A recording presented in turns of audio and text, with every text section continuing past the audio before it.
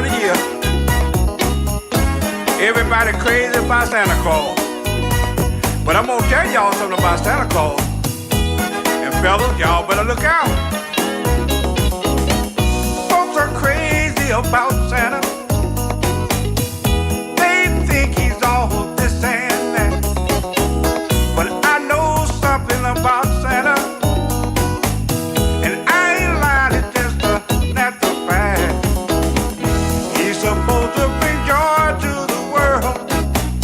But I caught him trying to steal my girl. Santa ain't nothing but a ho-ho-ho. I'm telling y'all what I know. Santa Claus ain't nothing but a ho-ho-ho. You better watch him when he comes to your door.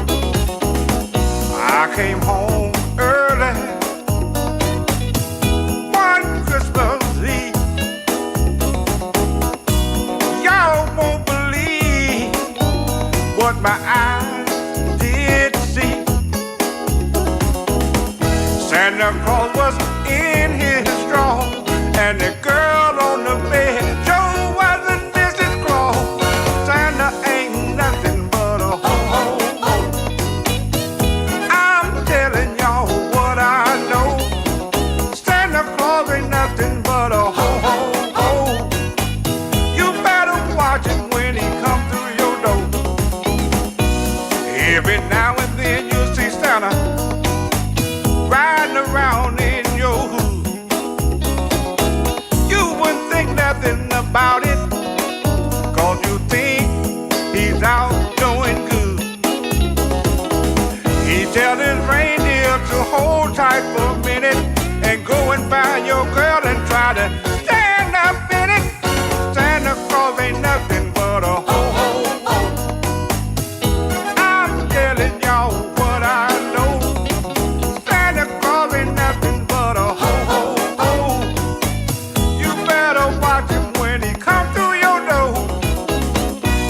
He'll go down to the mall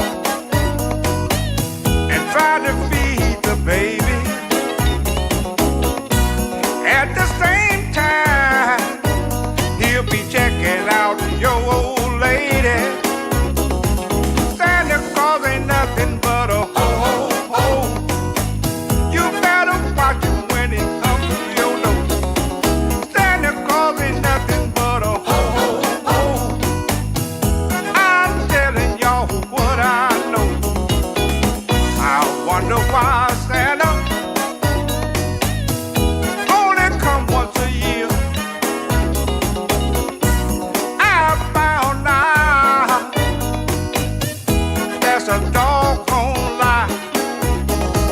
Santa Claus ain't nothing but a ho-ho-ho. I'm telling y'all what I know. Santa Claus ain't nothing but a ho-ho-ho. You better watch him when he comes through your door. Santa Claus ain't nothing but a ho-ho-ho. I'm telling y'all what I know. All right. Good morning. Good morning. Good morning, y'all. Good morning. You got Vernon this morning. Yeah, tell everybody Vernon is on. Yay! Friday, end of the week. As Robert Hill used to always say, the weekend in Pensacola is made for each other. It's Friday. We made it over the hump. We had a fantastic Monday. Yep. And a terrific Tuesday. And a wonderful Wednesday. And a what called a Thursday. We had a great yesterday. And today is Friday, y'all. December the 18th. We got less than 6 days for Christmas, y'all. Lord have mercy. Less than 6 days for Christmas. If you hadn't gotten that Christmas shopping out there, y'all, you better get on up there. And you better get on out there and get those gifts done, okay? Don't wait till the last minute. Don't wait till the last minute like Robert Hill and I used to do. We used to always reserve our Christmas shopping until Christmas Eve. That's when we can get all the good deals. We go around to all the drugstores and all the, they have 20 and 50% off on everything left. So that's a good time to do it. But don't do like we do. We wait to Christmas Eve, okay? We wait Christmas Eve, but don't do like I do, okay? And just don't do like I do, cause you might disappoint somebody, and we don't want you to do that. Less than 6 days for the Santa Claus to come. Yeah, Santa Claus is coming. Yes, sir, y'all. All right, good morning. I'm in Pensacola, Florida, y'all. Yep, over in the colas, y'all. And I don't know what the weather like today. It's all I know is gonna be daylight. Yeah, it's going to be daylight this morning. And in all seriousness, though, and we got about 54 degrees right now in Pensacola. The temperature going to continue to rise this morning. They're starting at 54 degrees right now, 53, 54 degrees, and by the middays, it's going to get up into the 60s. Okay, get up into the 60s today. So it's going to be a nice day, y'all. Going to be a nice day. You know what else? You know what else today is? Huh? Do you know what else today is? Guess what else today is? Epstein File Day. Yay! We've been waiting all this time to get the Epstein file. Today is the deadline. They got to midnight tonight to release the Epstein file, but we'll talk about that when we get into our little news segment. But I just want to let you know what's coming up, okay? We're going to be talking about that along the way. Speaking of what's coming up, y'all, what's coming up today, hopefully we'll be talking about what's going on the local front, and what's going on around the Gulf Coast, what's going on around the Escambia County, the Gulf Coast, and then the state of Florida, and then the United States of America, and then what's happening around the world. Just a little tidbits of the headlines so we can keep you informed. So I want you to get up this morning and be getting the kids ready. I think today is probably the last day of school until next year, okay? And they probably get out early, so get your coffee and turn your phone on and turn your Alexa on and turn your computer on so you can check us out. So the easiest, quickest thing is to do with your phone. Just do this, get your phone, just turn it on and listen to it and put it in your pocket or lay it down somewhere so you can take it directly into your car. When you get in your car, you won't lose me. When you're taking the kids to school and dropping them off, you won't lose me. On your way to work, you won't lose me. And when you get to work, you still can't lose me because you can just transfer the phone to the computer. You can do a lot of things with today's technology, y'all. Today's technology, you can do a lot of things. I want to say good morning to Mr. Porter this morning. He checked in early. I see he had checked in early this morning. He must have been calling when I'm getting ready, preparing for the show. Mr. Porter, I can't talk to you. When I'm preparing for the show, but I did notice when I checked my phone here that Mr. Porter had called this morning. But I know he just wanted to say good morning, like Mrs. Potter do every morning, y'all. They want to call and check in and everything. So I want to say good morning to them. Mr. Porter always leave me a message in the morning. So, yeah, he said he's calling at 5:58 a.m. on the 19th day of December here. Y'all, 19th day of December, just asking. He said, please stay away from talking about the president because it don't do any good to talk about the president. I be damned. Do me some good. The president is going to be there until the next election, and don't do any good to talk anything evil or bad about the president. Just let the president alone. He's going to be there. And you got people that praise the president that might not be, and you probably not one of them, but also he said I accuse him of that anyway. But he's a practical man. I know Mr. Porter means good. And Mr. Porter, I know you're right. What good is to talk about that damn food? I know you're right. But he doesn't respect the office of the president. Why should I respect him? But anyway, we're not going to deal with him. But I'm going to get him. I'm not gonna get him, but I'm gonna talk about the crazy ass stuff he be doing. That headline news, okay? And I think we got to know that, okay? But anyway, good morning, Mr. Porter. Thank you for your comments and your input and everything. I appreciate it. I really appreciate it, okay? Don't think it goes unnoticed, okay? It does not go unnoticed, okay? It does not go unnoticed, but I appreciate you for checking me. You know, you check me. And everybody ought to be checked every once in a while. But anyway, let me talk about what we're going to be doing this morning. We're going to have the sheriff on at 8:30 today. We're scheduled to have him on today. We're going to talk about some Black History facts today. Hopefully, I'm going to be talking about the direction and the status of Truth for Youth.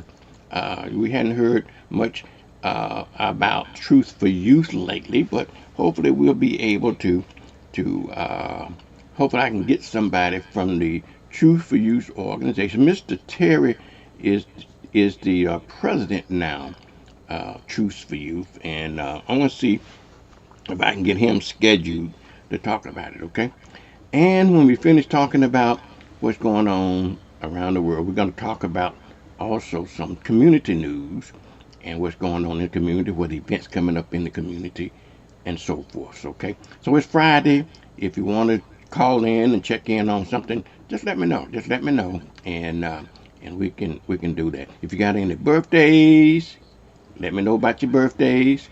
If you got any anniversaries, let me know about your anniversaries, and we'll give you a shout out. If you got any church news that you want to pass on to the community, let me know, and we will give you a shout out on that.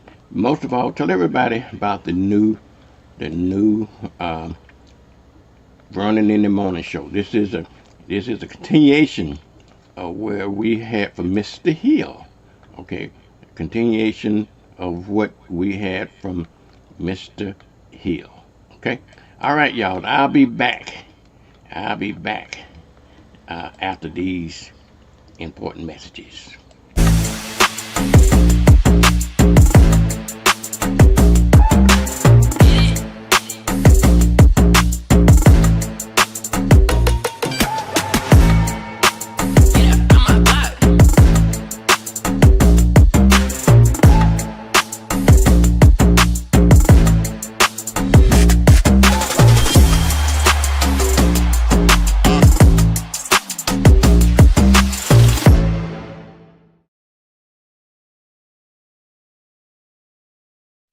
Sonia Bay's Botanicals is a local wellness boutique that specializes in infused fruit juices, medicinal herbal tea remedies, clean hair and body care, and herbal infused sea moss gels, which can be purchased 1 for $25 or 2 for $40. This sea moss contains 92 of the body's 102 essential minerals used to increase energy, relieve pain and inflammation, and improve blood pressure and more.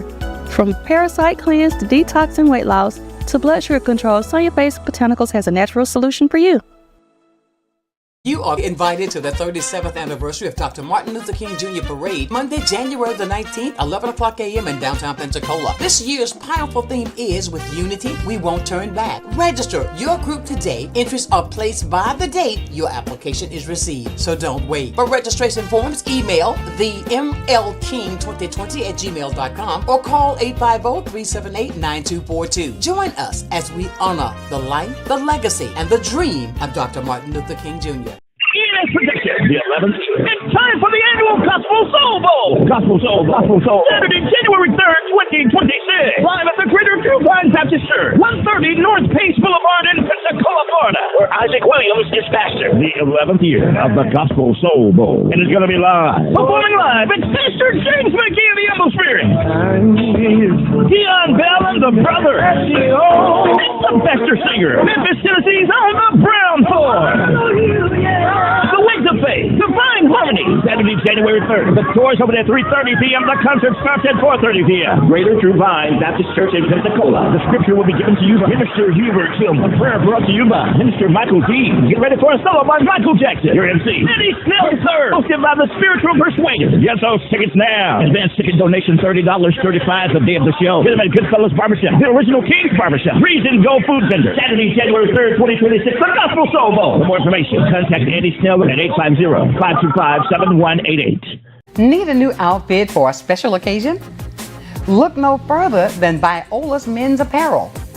Viola's has been providing the latest styles and accessories in Pensacola for over 20 years now.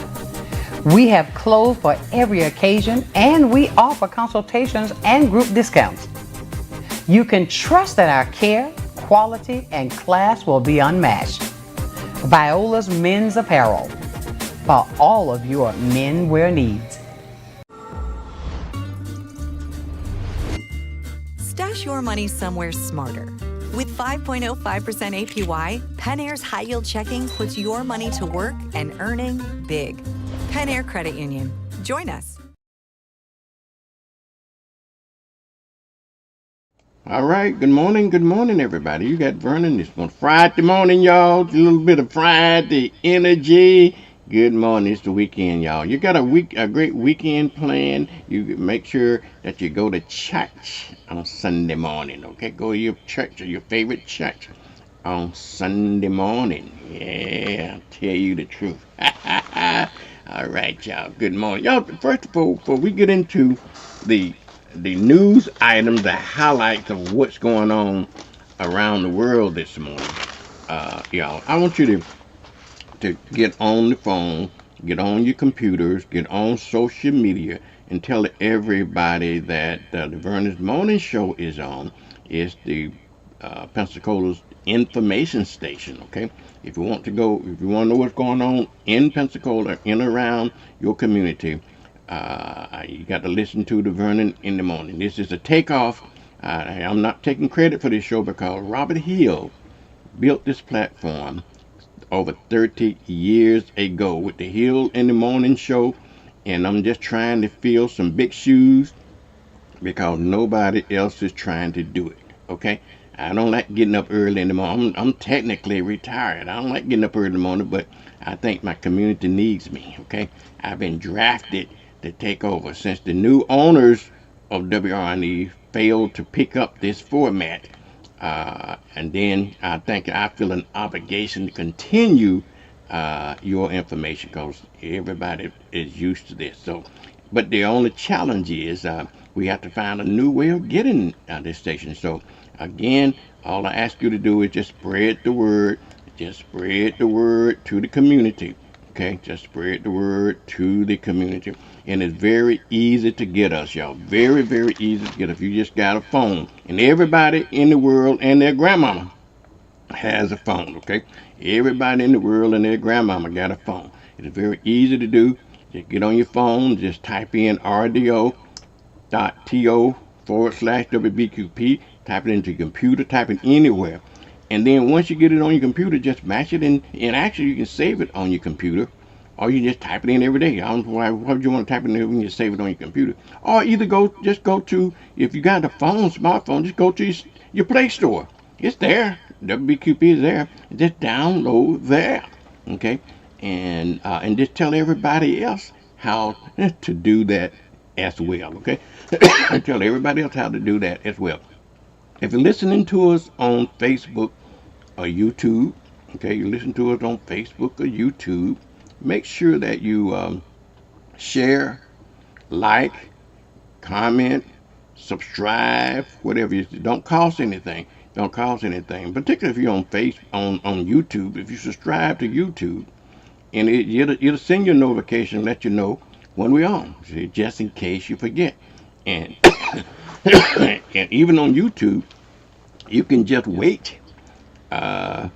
If you want to see it later, excuse me. If you want to see it anytime after, if you don't have time to see it today or this morning, you can go to YouTube and pick up these programs anytime you want to. Okay, anytime. It's archived there on YouTube.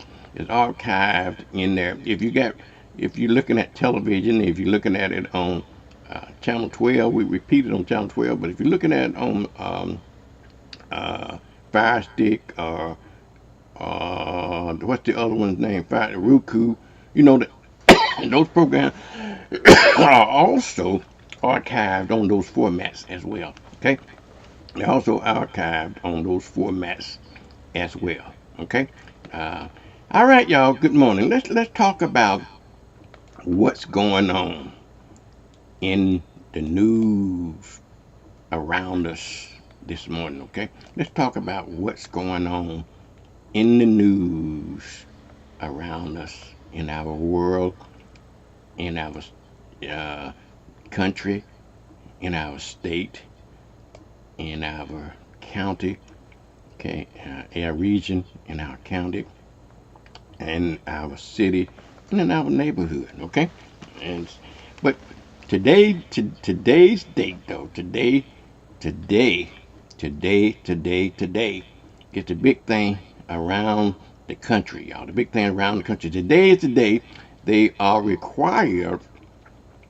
They're required to release the Epstein files. So if you've been into all of that, you're into the Epstein files, if you're into all that kind of stuff, today is your big day, and it has an interest of a lot of people. Okay, it has the interest of a lot of people, and we'll see who on the Epstein file. I know most folks are more interested in it because they're gonna try to see if your president, you know, he ain't mine, but if your president is on that list, and God knows, we know he probably is on that list. But what consequences will it have? Okay, but we'll see. We'll see if in fact the files get released.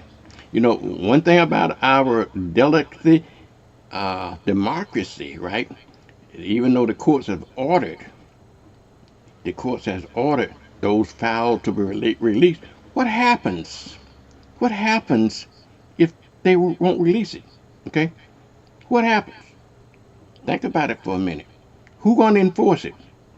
The same people that in charge are enforcing the release of those files are the same people that don't want the file to be released. Think about that for a minute. And it's amazing how a democracy is so fragile that if he chooses not to release those files, what the hell are we going to do about it? Nothing. If we say in Burnt Corner, Alabama, nothing, what can we do about it? Okay? Because nobody enforces it. The Supreme Court does not have its own law enforcement arm, because that's the part of the executive branch, okay, to enforce the laws of these United States, okay, to execute and enforce the law, and they are, in my opinion, the problem, okay, they are the problem. So you might not see that happening. So let me work my way out and then back in. And when I said about that, since we're on the national scene, on what's going on nationally, let's continue that. And in fact, we got some world news. Let's talk about the world news first, then bring our way back down to home. I think they arrested 7 people that was responsible for that Bondi Beach anti-Semitic shooting in Australia. So get your newspaper, get whatever news sources that you use, get that news source and verify and get the details on it. But I understand that they have arrested 7 people, 7 suspects for that fatal shooting as well. Okay. Now on the national scene, the judge, you know, there's a agency that has sued the Trump administration to block the construction of that ballroom because he did not get the proper clearances. Guess what? The judge won't block that, so Trump will have his way with that ballroom. Now also, guess what? That ballroom that's gonna cost $100 million. Now the estimate, even before they started building, the estimate now has jumped from million to $400 million. Think about that for a minute. Jump from $100 million to $400 million. They said $200 million. Every time it doubles, every time they get an estimate. So when it's all said and done, you, the taxpayers, are going to probably pay $1 billion, $1 billion for one of Trump's pet peeve, stupid ass ballroom. Okay, yeah, I said it. A stupid ass ballroom. He's claiming that it's going to be paid out of private donations, but just like I said, everything else that comes out of his mouth, you can't believe it. If you only can believe in everything that's coming out, you can only tell when he's lying is when he's running his mouth. Okay? So we'll see if private donations going to pay for that. Also, the House passed a bill criminalizing transsexual related things, treatment for minors. Okay, that the House passed that bill the other day. And I don't know whether it's going to the Senate or what's this deal, but keep your eye on that bill. Okay, keep your eye on that bill. All right, they have criminalized it. If you do anything to transsexuals for kids, for minors, they say for minors, you're going to be in some serious trouble. Okay. All right. The other thing going around on the national scene up in Washington in Congress, you had 4 moderate Republicans join with the Democrats to force a vote on the Obamacare subsidies. Okay. In other words, the tax credits for your health care. Okay. The Republicans are not, what they're talking about? Giving you $2,000. Okay. Given that administration, the Republicans are talking about passing a bill so that Trump can issue those folks $2,000. How in the hell, what kind of insurance you going to get for $2,000? Okay. So that is remaining to be seen. Those subsidies will expire on December 31st. And if you're dependent on your insurance through the Affordable Health Care, we need to rename that bill the Unaffordable Health Care Act. Okay, that's what the Republicans are going to have, an Unaffordable Health Care Act. I don't understand that when it comes to rich people that don't need the money, they give them tax credit and do everything for the rich. But again, folks, that's what you voted for, and I hope you're happy. Okay. Also, we was talking about when I just talking about the criminalizing the treatment for transgender minors. Health officials, HHS or whatever they call them now, is also cutting funding for stuff like that. So if you got any trans genders, desires and hopes, you may want to forget it. Okay, you may want to forget it because this administration is hell on that. Trump also signed an executive order, I think it was last night, to reclassify marijuana. Okay. Now, some of his Republican friends got a little upset with him about that because some of them didn't want to do that. But he just reclassified it to a different category. He did not legalize it.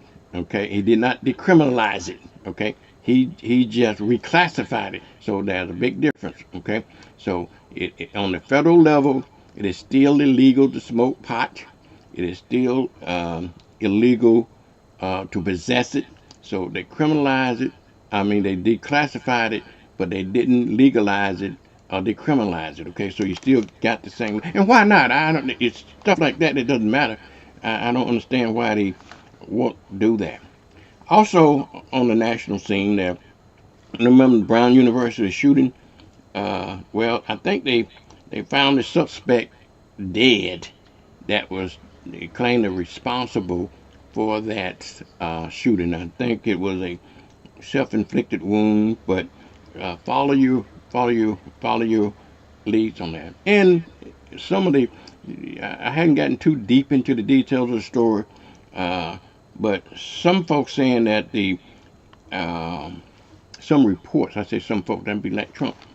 He said some folks say, ain't no truth to it, but some news outlet are reporting that he was a homeless person. Okay, something to that effect. So read it for yourself. Go to your news source and read it for yourselves. Okay. Also, on a national world scene, when I was talking about that this morning about what's going on around the world and what's going on in Australia, we got another victim of the Miss Universe title. Miss Iceland has resigned her title for some controversy as well. Okay, Mrs. Iceland. So, folks, be very, very careful about what you put out there online. And since I'm on that subject, I put now online another news story. It's kind of a funny story. That is a good example of why you got to be careful on what you put online. There's this fella. He was a trumper. I call him a trumper.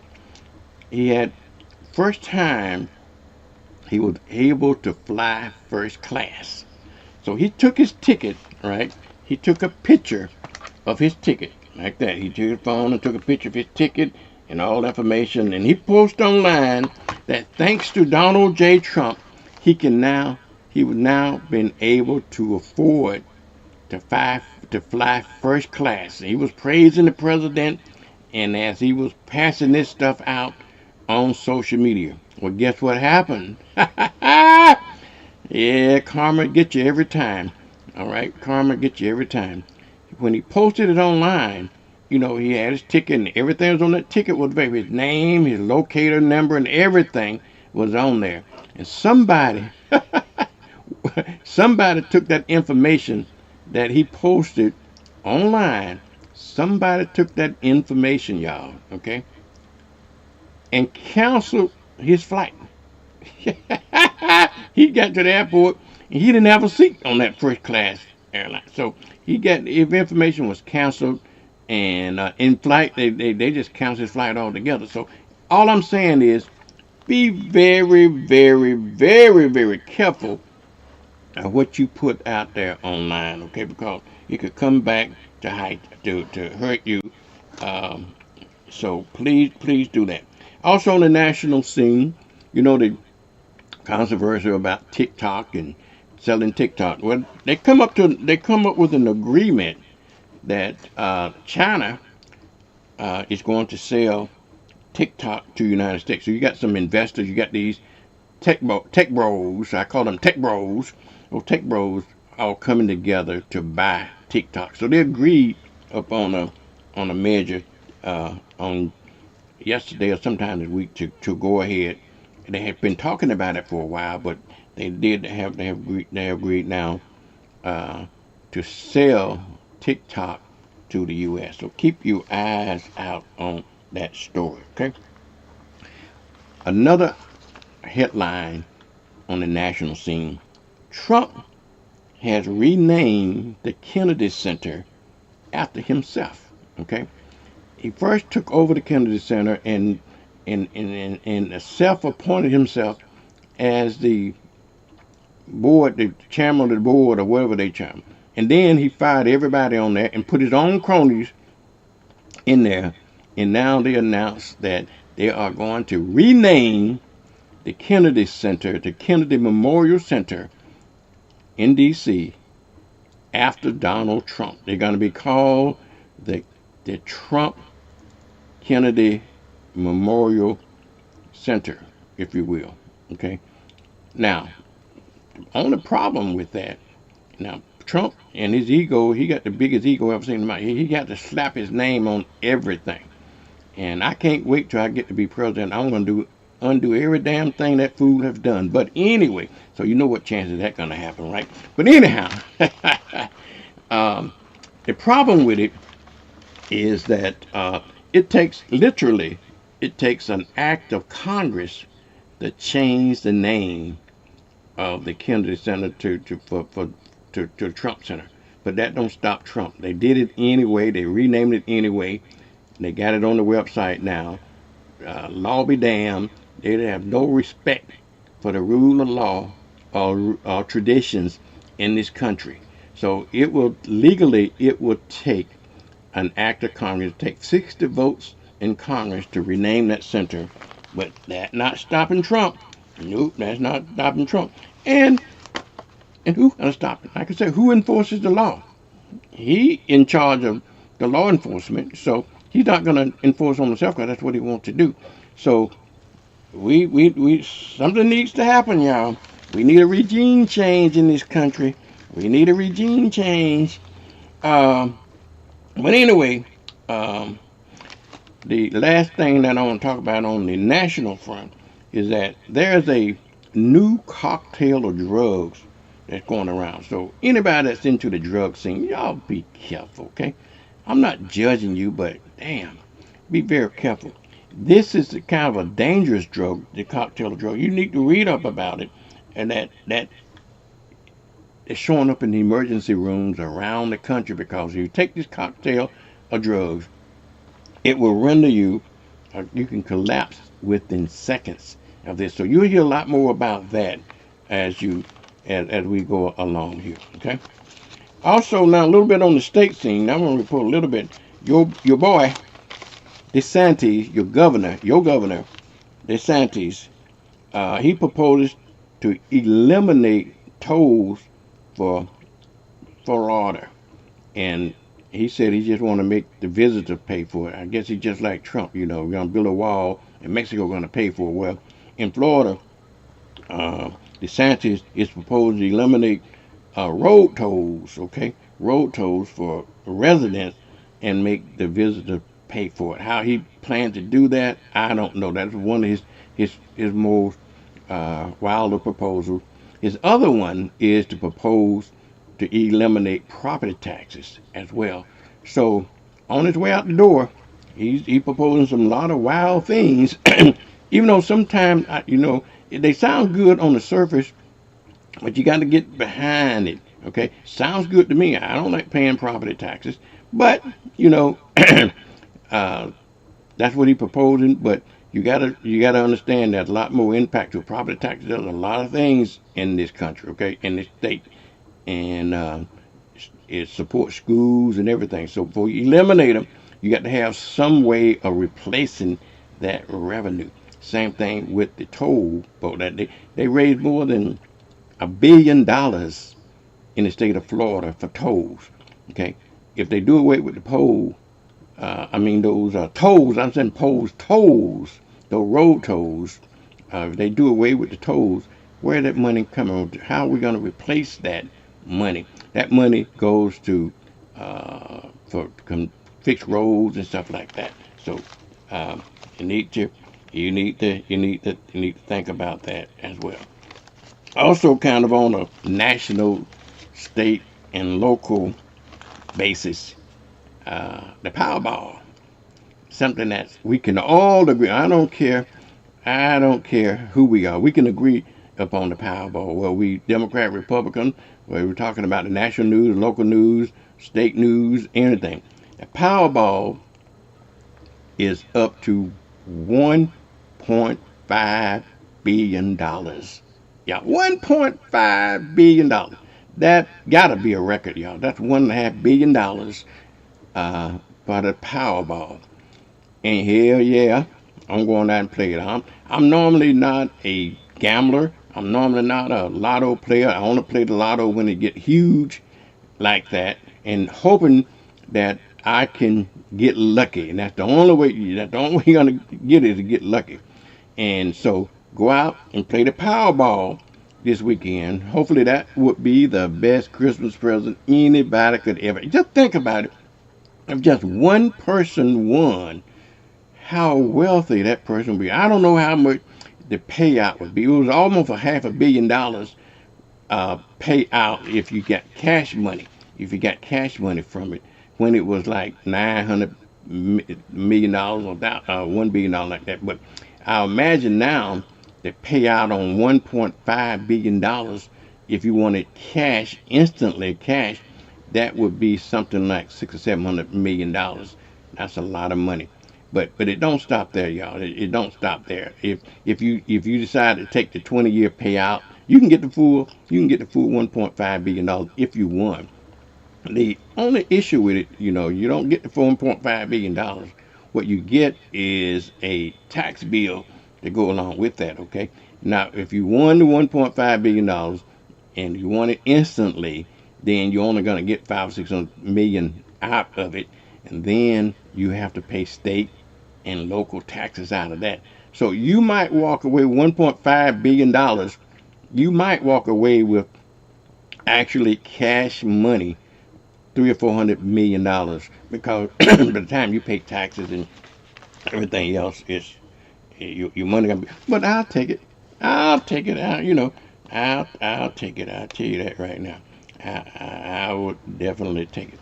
When we was talking earlier, and this is on local scene, our representative, Mr. Patronis, he is also one of the Republicans on a local level advocating paying consumers money.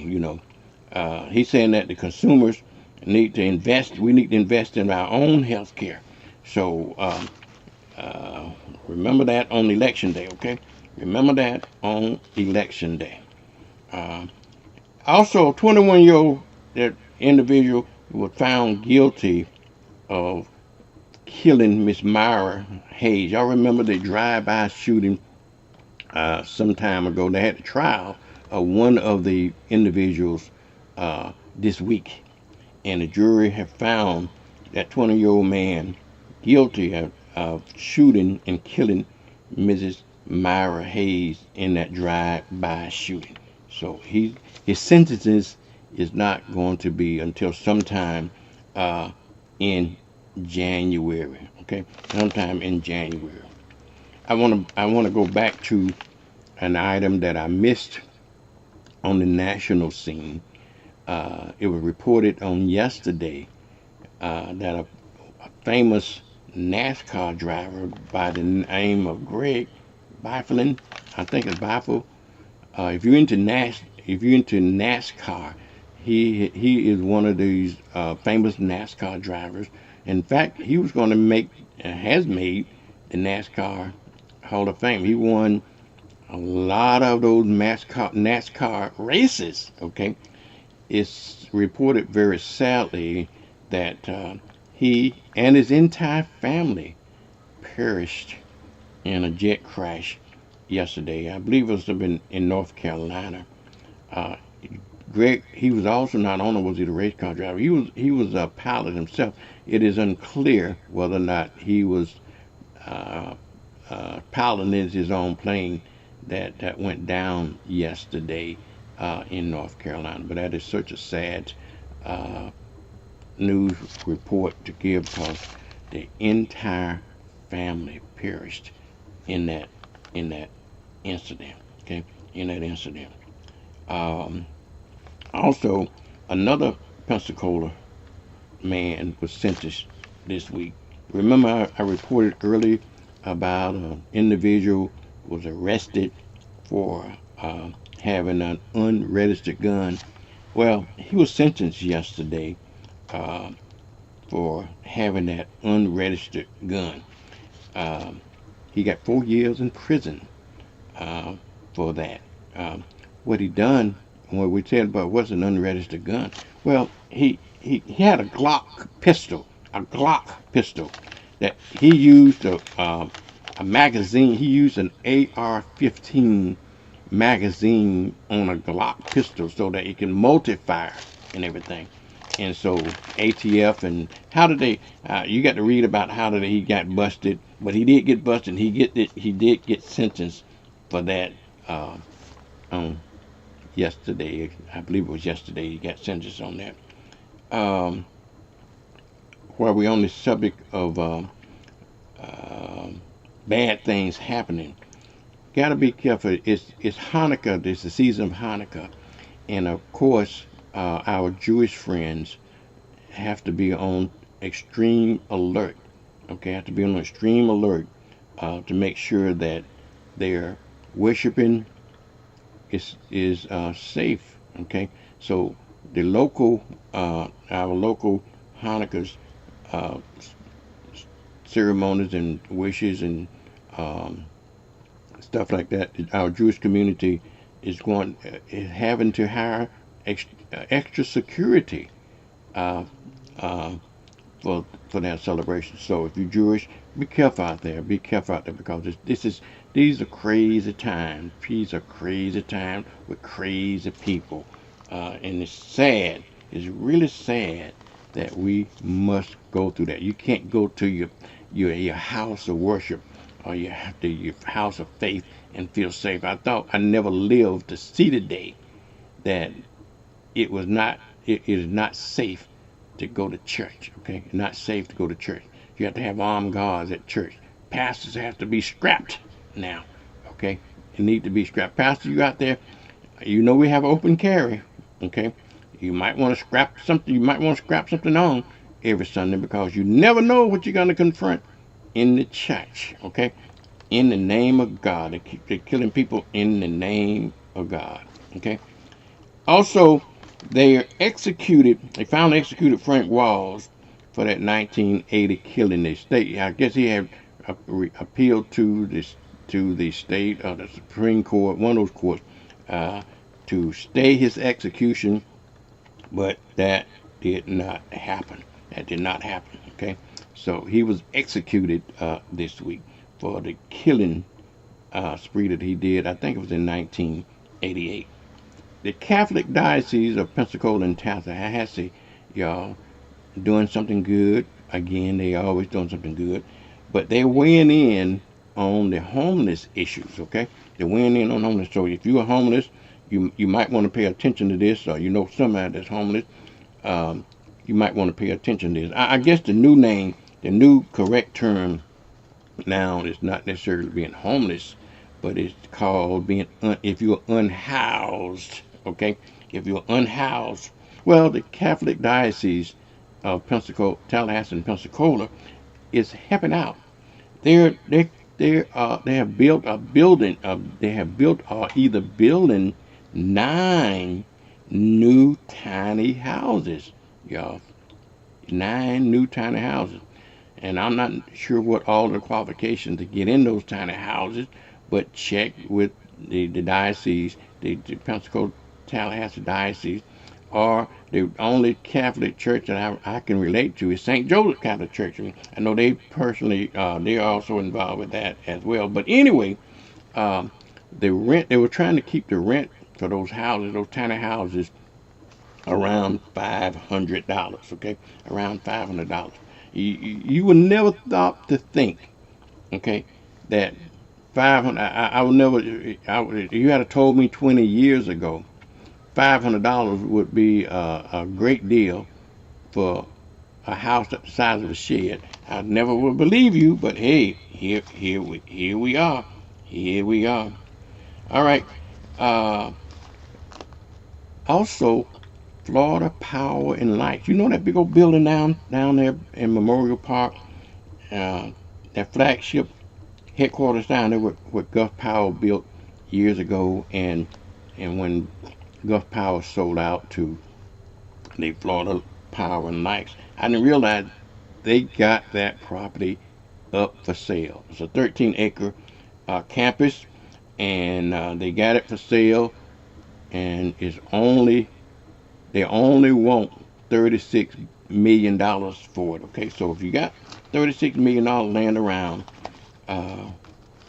you might want to consider purchasing that. I imagine the city or some governmental agency will probably end up buying it. I don't know who's going to buy it, but it is for sale for $36 million. Okay, we got one of our own is in charge down there, Mr. J.T. Young. Maybe we're going to have J.T. on. I'm going to see if I can get J.T. on to talk about what's going on that campus, and why are they selling it? And what they're gonna do, where they're gonna move to. A lot of unanswered questions.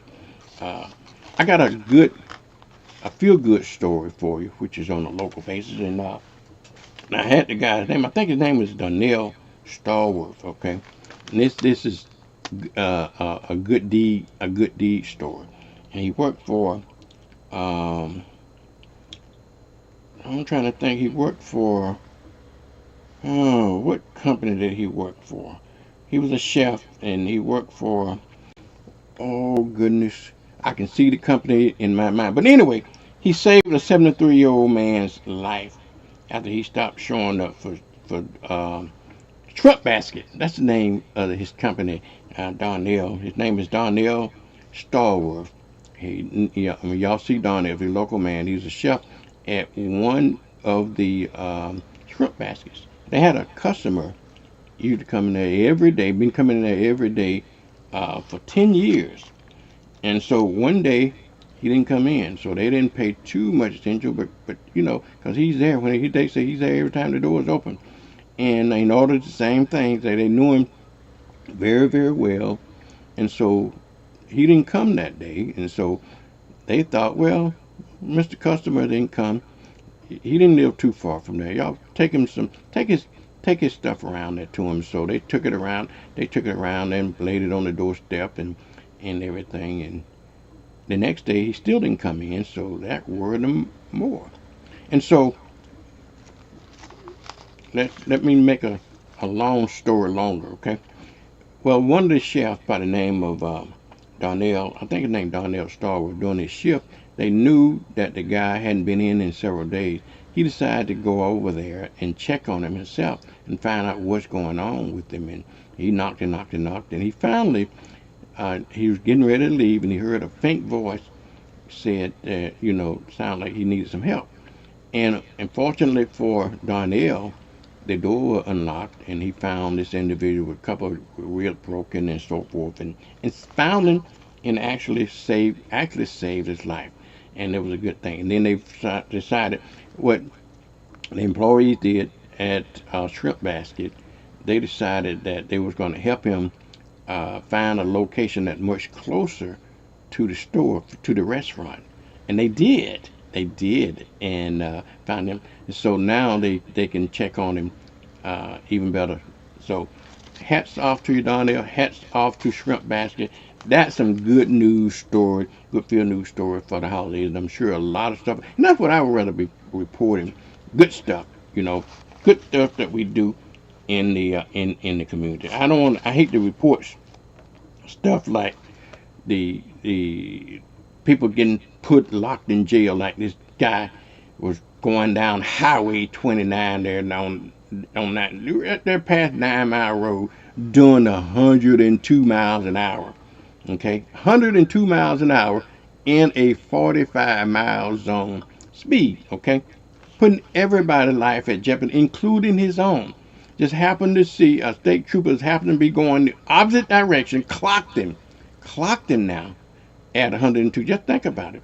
He probably was going faster than that. When he saw the cop, he was probably trying to slow down, but the cop clocked him at 102 miles an hour in a 45-mile speed zone. Can y'all believe that? And guess what happens? They arrested him, but for under that new super speeder law. So he went to jail. So if you don't know about that new super speeder law, if you so many miles past the normal speed limit, you can be into some serious trouble, okay, with the law. So be careful by monitoring your speed. Also, there's a new strand of flu is going around the country, okay? Be very careful. If we're beginning to see a spike here in Northwest Florida, if you are susceptible to catching colds and flu early, at least be aware of it. Okay, be aware of it. They arrested a Louisiana man on the beach there. He was here, I guess, visiting the beach, and he inappropriately touched an underage person, and so that's is unacceptable. So I just want to report that and he was a teacher, and he probably will be fired for that. All right, well, let me end this on kind of a good note, okay? Kind of on a good note, and some good news. I never heard of the Pensacola Egg Fest until I read about this article. But this article talked about the Pensacola Egg Fest gave $1 million to some local charities. Okay, never heard of the Egg Fest, but my hat's off to the Egg Fest. And if you are one of those charities that was the beneficiary of the Egg Fest donation, great. My hat's off to you. Like I say, since I never heard of the Egg Fest, they must make some good money. And if you are an organization and that you need donations, find out about these organizations and solicit them. So you might be a beneficiary of them, because we got a lot of organizations out there doing a lot of a lot of good things out there. All right, y'all. That kind of wraps up my headlines, if you will, of what's going on around the world, what's going on in these United States and in the state of Florida and the Gulf Coast and Escambia County and the city of Pensacola. I just wanted to cover some stuff for you. Today is December the 18th. We got only a few days for Christmas. We got the weekend coming up. It's going to be great. And I want to tell everybody that we are on. We're reporting local stuff, national stuff, stuff that you may be interested in hearing. Alrighty, I'll tell you what I'm going to do. Going to a commercial break. When we come back, we'll talk about some more stuff. Alrighty. Some mobile companies make it hard to get a good deal. But at Cox Mobile, we know there's a better way to save. A smarter way. That's why we run on the network with unbeatable 5G reliability without breaking the bank. You'll pay as low as $30 per line. It's a win-win.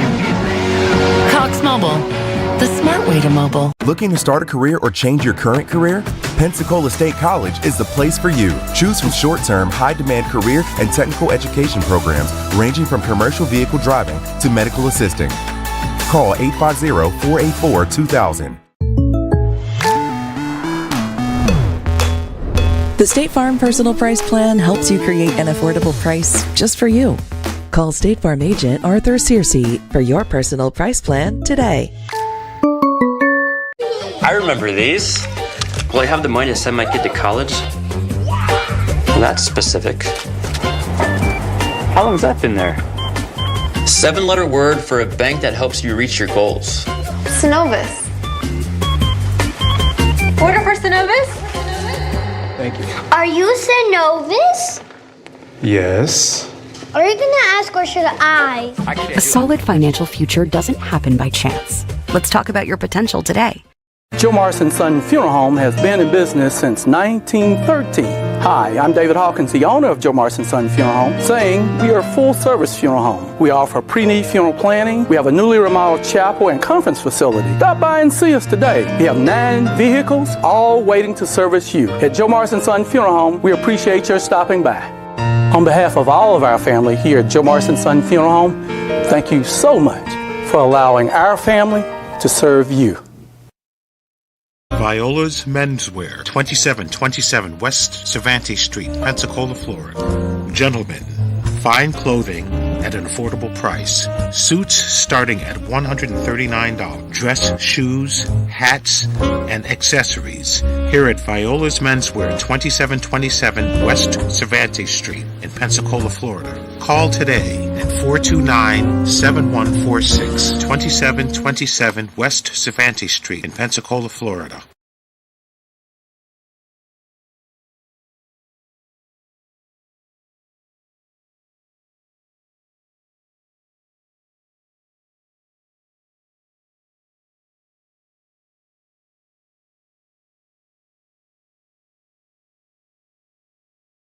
Oh, it's me. Back. My commercial's up. Okay, caught me daydreaming, didn't you? All right. Good morning, everybody. You got Vernon this morning. Yeah, we're gonna be talking about some issues of the day.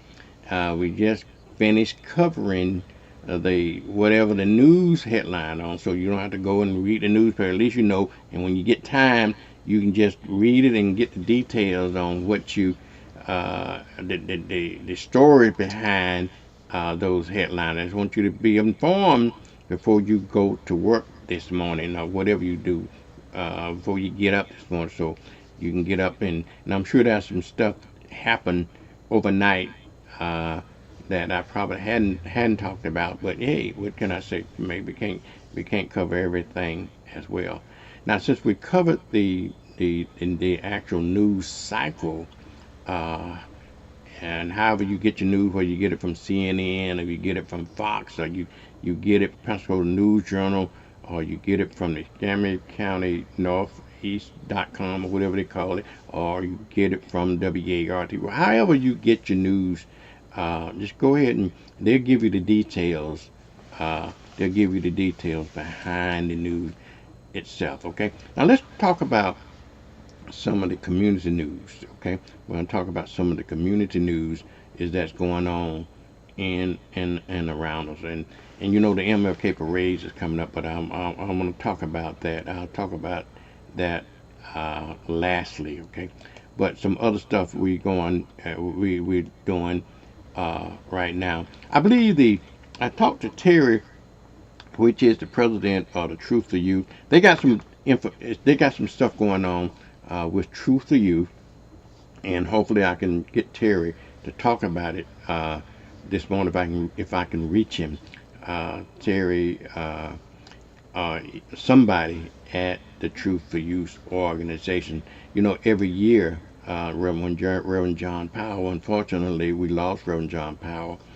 This is the time of year he used to have his Christmas lock-ins. Okay, and so I don't think the lock-ins are going to be this year, but I think there are some activities planned for Truth for Youth. Okay, there are some activities planned for Truth for Youth, and hopefully we can get down to the bottom of those activities so we can pass them on to you so you know what they can do about it. The Gospel Soul Bowl is planned for January. Okay, the Gospel Soul Bowl is planned for January. Okay, on January the 4th, if you want to be sure that you want to participate with that or go to that, call Ed Snail, the 3rd or the 2nd or the 1st, any of the Ed Snails, to get your tickets. Tickets only $30 in advance, and they're going to be $35 at the door. But if you got children less than 12 years old, 12 years older or less, I believe that is under 12 years old, they are going to be admitted free. But it's going to be a sellout, y'all, because they got a star-studded event that's going on. I'm going to get Dr. Eddie Snail on and let him talk about it also as well. Okay, but the Gospel Soul Fest is going to be on Saturday. Y'all put it on your calendars now. Saturday, January the 10th. Okay, Saturday, January the 10th at the First Baptist Church in Warrenton, and they will celebrate their 10th anniversary. Okay, they're celebrating the 10th anniversary of that. Of course, you know that the MLK parade is coming up January the 19th, and it's not too late to register for the parade, everybody. Not too late to register for the MLK parade. In fact, it's right on time. In order for you to register, give them a call at 850-378-9242 to register for the MLK Parade, okay? Register for the MLK Parade. They got a new theme this year. It's called With Unity, We Won't Turn Back. With Unity, We Won't Turn Back. And if you are going to be in the parade, y'all, go ahead and make your theme fits in with the national theme. Okay, make your theme fit in with the national theme as well when you enter in your floats, your cars, of your entries, and so forth. And if you're going to be participating in the parade, you know that WBQP TV will be broadcasting the parade live there. We also going to be using Blab TV to spread it around. You know, the reason we use Blab TV is that we want it to be broadcast outside of Pensacola, okay? Outside of Pensacola, like in Milton and in Mobile, and we wanted to spread the MLK parade around the Gulf Coast, and that is the reason I chose to use Blab TV every year to distribute, okay, to distribute the MLK parade. I've been doing this parade for many years, so many years, and Sue Strong and I and Jim Roberts been doing this for many years. Sue, unfortunately, I'm not going to be able to have Sue this year, but I will have Linda Sunshine Moore. Linda is going to also host the MLK parade with me and Jim Roberts this year.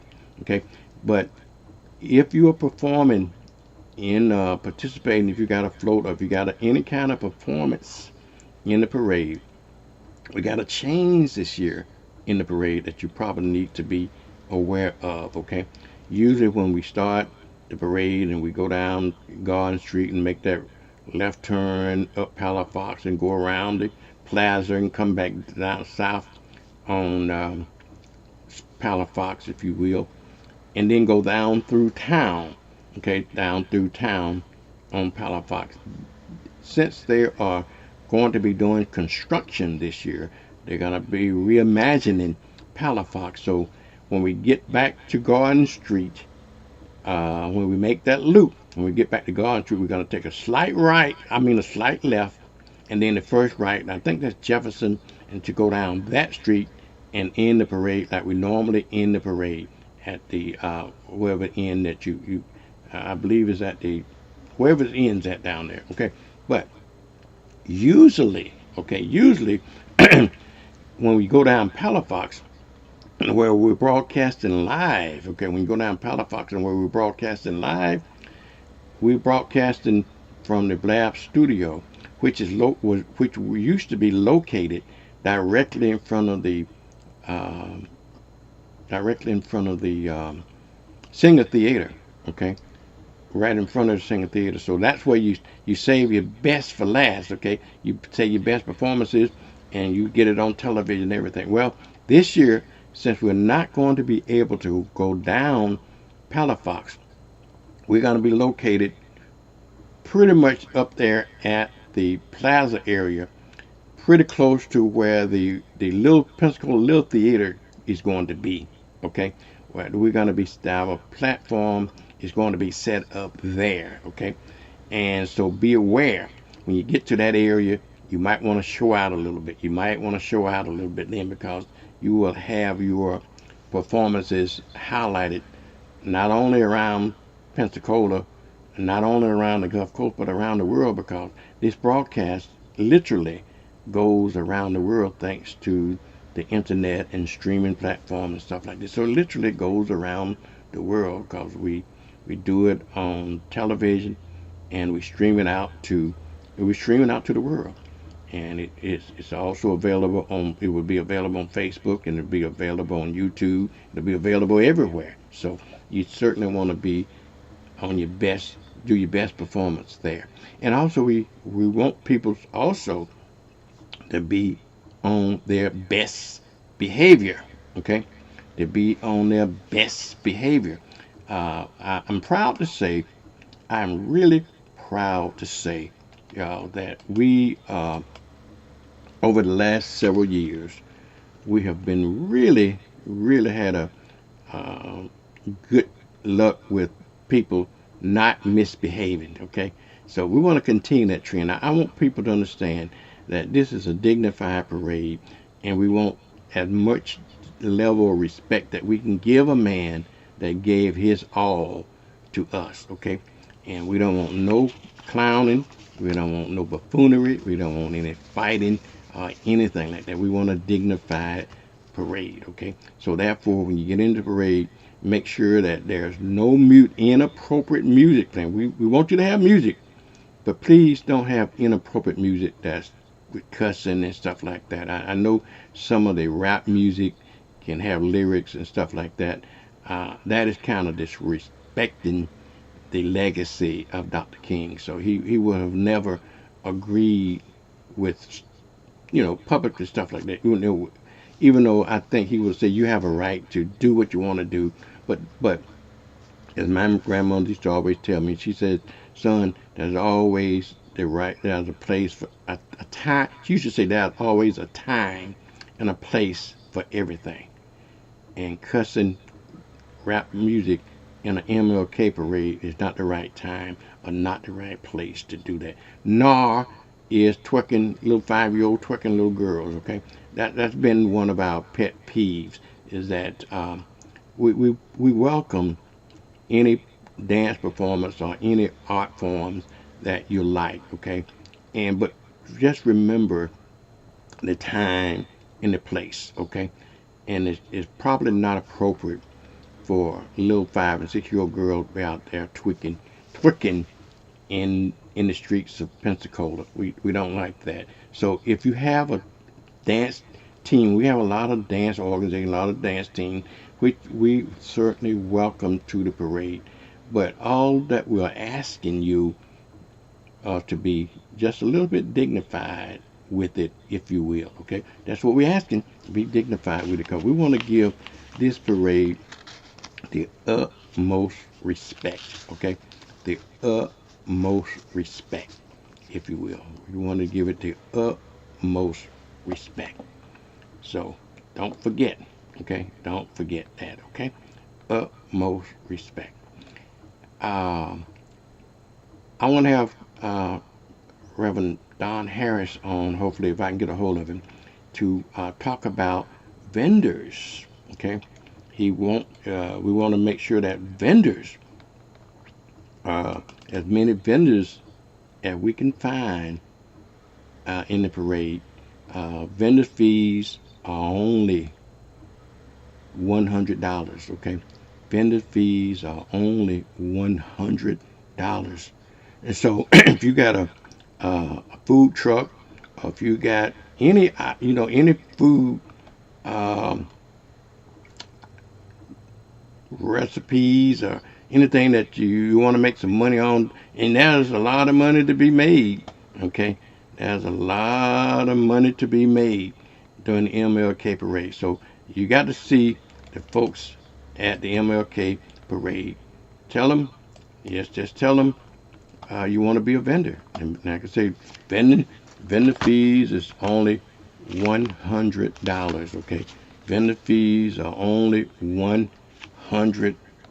So you make sure that if you want to be a part of this, please do. We'll welcome you.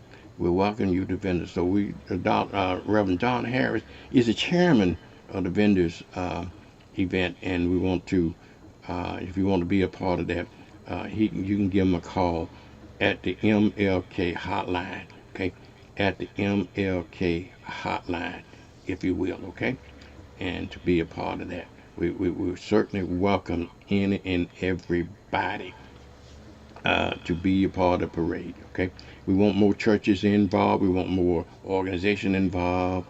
We want more business. And as well as I'm on that subject, y'all, if you are a new business, let me tell you, even if you're a current business, not only a new business, but even current business, that is the best advertising, the cheapest, let me put it that way, the cheapest advertising that you ever gonna get. I can tell you that right now. If you got a new business, you might want to get into the MLK parade, because you think about all the eyes that gonna see your your business. Okay, not only from downtown, but also from viewing of the television uh, broadcast of it. And the television broadcast is going to be live that day as well as it's going to be replayed many times between January the 19th and February into February. You're going to be broadcasted and rebroadcast on both TV stations, WBQP TV and Blab TV. So you try to buy TV advertising, radio advertising, and see what the cost of it. $150 won't get you very much, but in the parade, it will. Okay, in the parade, it certainly will get you a lot if you are in the MLK parade. So think about that for a moment. So we are accepting applications, y'all. We are accepting applications for the MLK parade. And while I'm on the subject of the MLK parade, one of the, well, all of the events, if you will, we got a lot of events happening at the MLK parade. We're going to have a whole weekend, if you will, MLK parades, MLK activities, including the parade. Okay, the activities including the parade. One of the things we're going to start off as we usually do. We start the parade off on Thursday nights, y'all. We start on Thursday nights, and with the youth program. Okay, and this year the youth program is going to be on Thursday. I believe it's going to be on Thursday the 15th. I believe that's it. Thursday the 15th of January. All the services this year, last year, the services were held at the Greater Little Rock Baptist Church. And I believe they're going to start rotating the events around this year. And I have been talking, I finally got the correct information. Y'all, this year, services, all the MLK activities is going to be at the Zion Hope Primitive Baptist Church, located at 201 West Leonard Street. Okay, 201. So mark your calendars right now. Okay, mark your calendars right now. The youth program is going to be on Thursday night at 7 p.m. at Zion Hope. The prayer breakfast is going to be at 8 o'clock. I think it's at 8 p.m. For this prayer breakfast on Saturday the 17th. Okay, on Saturday the 17th. And I think the prayer breakfast is only $20. You know, getting breakfast for $20, that's really cheap. But you better get them early. You better get it early, okay? Because that place is always sold out, and that breakfast is always sold out. If you want a table and you want to sponsor a table, the tables are only $160 a table. So y'all get get a hold of Dr. Douglas Young, okay? And he the president of the MLKCCC, the Martin Luther King Celebration Commission, okay? And he can be reached at, Sabrina, more than likely Sabrina, is going to be reached at 850-417-9451, okay? 850-417-9451. And they're going to start that program, I believe, at 9 a.m. Okay, 9 a.m. if I'm not mistaken. No, I'm sorry. Let me correct myself. Now I'm saying now I'm thinking something else. It's going to be at 8 a.m. The prayer breakfast is going to be on January 17th at 8 a.m. Now the MLK religious services are going to be held on Sunday, the 18th, okay, at 3 p.m., okay, at 3 p.m. And, of course, the parades are going to start on Monday at 11 a.m., okay? The parades are going to be starting on Monday at 11 a.m. The parades we're going to have multiple parades in the area. Milton, Florida is going to have a parade. Pensacola will have a parade, and Cantonment will have a parade. So make your schedule for that. So you make sure you can make them all. You can make it around. Now, also in addition to Milton parade, Milton also have what they call an MLK block party starting at 12 p.m. At I think it's at the Chesterfield Park or somewhere near the churches down there. Okay, and in Milton, Florida. On Saturday, in addition to all the other activities, on Saturday night, I believe that's going to be December the 17th. I believe it is Saturday, December the 17th. The Living the Dream event is going to be happening. Okay, Living the Dream, which is generally held at the Brownsville Community Center. Okay, it's just going to be held at the Brownsville Community Center, and so you may want to go ahead and get your ticket for that as well. All right, y'all, so we got a lot of stuff going on the MLK weekend, and we hadn't even talked about what's going on on the Black History Fund. We'll talk about that a little bit later on, what's happening on the Black History Front. But you know, one of the things I did tell you that I want to, what I'm doing on this broadcast is just trying to motivate you a little bit. You know, like I say, our mantra here is to educate you, to inspire you, to motivate you, you know, to educate you. And we want you to learn something. We want you to be uplifted. This is hopefully this WBQP mantra, where you're talking about WBQP TV, the new WBQP radio. We try to inspire you, we try to educate you, and we try to motivate you. Hopefully that when you listen to us, that you'll learn something along the way. Okay, you'll learn something along the way. So I instilled a motivational segment in our program. I instilled a Black History segment in our broadcast as well. And so and that's what we are doing here. Okay, that's what we're doing here. So I want to make sure that you get inspired in some way. I gotta find my piece on motivational. You know, we got some motivational stuff that I want to talk about here on this broadcast. So I'm gonna do a motivational piece, okay? And when we come back, we'll talk about it, okay? All right, y'all, stay tuned and tell everybody that Vernon is on this morning, okay?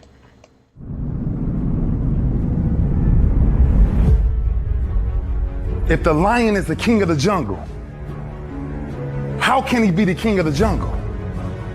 If he's not the biggest, the elephant is probably one of the biggest. He can't be the fastest because that's a cheetah. He can't be the smartest. So he's not the biggest, the fastest, or the smartest. So how does a lion become the king of the jungle? His mentality. That's the only difference of a lion and an elephant. When a lion walks up and sees an elephant, he thinks lunch. An elephant thinks run. And it's all mentality. Because when a male lion walks up, he may be outnumbered by a pack of hyenas, but I'm king of my jungle because of my mentality. What happens when you're a gazelle and you're not being pushed, you're not being prodded, you're not given a reward, nobody's encouraging you? What happens when you're a gazelle and the lion's not chasing you anymore? You stop running. But what happens when you're a lion? When you are a lion, it does not make a difference. You realize that if your family is going to eat, that if that pack of lions is to survive, then you gotta go hunt. A part of being a beast just ain't eating a gazelle. A part of being a beast is the hunt. It's the hunt that they're excited about. They like to see the gazelles run. Then boom, they take off. Because real lions like to hunt. They love the process just as much as they love the prize. And some of y'all just want to score. You don't like the process. You're not in love with the process. A true hunter's goal is not the prize. A true hunter's goal is to hunt. That's what they live for. They live to hunt. They don't just live to catch it. It's the whole process. When you are a true hunter, you don't go by time. You go by the gazelle. When you are a true hunter, you hunt until you get a gazelle, and you don't stop until you get one. And then you get another, and then you get another, and you get another. If you're going to do what you say you're going to do, be what you say you're going to be, you're going to have to lion me out. You a gazelle, you're going to come up short. You a gazelle, you're going to have an average experience. You a student, I need you in lion mode. You an entrepreneur. Some mobile companies make it hard to get a good deal. But at Cox Mobile, we know there's a better way to save. A smarter way. That's why we run on the network with unbeatable 5G reliability without breaking the bank. You'll pay as low as $30 per line. It's a win-win. Cox Mobile, the smart way to mobile. Looking to start a career or change your current career? Pensacola State College is the place for you. Choose from short-term, high-demand career and technical education programs ranging from commercial vehicle driving to medical assisting. Call 850-484-2000. The State Farm Personal Price Plan helps you create an affordable price just for you. Call State Farm agent Arthur Searcy for your personal price plan today. I remember these. Will I have the money to send my kid to college? Well, that's specific. How long has that been there? 7-letter word for a bank that helps you reach your goals. Synovus. Order for Synovus? Thank you. Are you Synovus? Yes. Are you gonna ask or should I? A solid financial future doesn't happen by chance. Let's talk about your potential today. Joe Morrison Son Funeral Home has been in business since 1913. Hi, I'm David Hawkins, the owner of Joe Morrison Son Funeral Home, saying we are a full-service funeral home. We offer pre-need funeral planning. We have a newly remodeled chapel and conference facility. Stop by and see us today. We have 9 vehicles, all waiting to service you. At Joe Morrison Son Funeral Home, we appreciate your stopping by. On behalf of all of our family here at Joe Morrison Son Funeral Home, thank you so much for allowing our family to serve you. Joe Morrison Son Funeral Home has been in business. Viola's Menswear, 2727 West Cervantes Street, Pensacola, Florida. Gentlemen, fine clothing at an affordable price. Suits starting at $139. Dress, shoes, hats, and accessories. Here at Viola's Menswear, 2727 West Cervantes Street in Pensacola, Florida. Call today at 429-7146, 2727 West Cervantes Street in Pensacola, Florida. I don't care how good you are, I don't care how talented you are. There are some times when things aren't going to go right, and you have to deal with it. You can experience enough pain in life that it can clobber you to the ground, and you believe you can't do it. You believe that this is it for you. No, it's not. Don't you quit. Don't you quit. You do make a difference. You do make a difference. As weak as you are, as tired as you are, as many mistakes as you made, you do make a difference. There is something they would lose if you were not there. There was something that they would miss if you were not there. You do make a difference. You don't have to force yourself or motivate yourself to think negatively, to be depressed, to hate somebody, to want revenge, to want to get back at somebody, to beat yourself up over the head, to feel loaded with guilt. You don't have to make any effort to do that. Your mind is on automatic. It will do that by itself.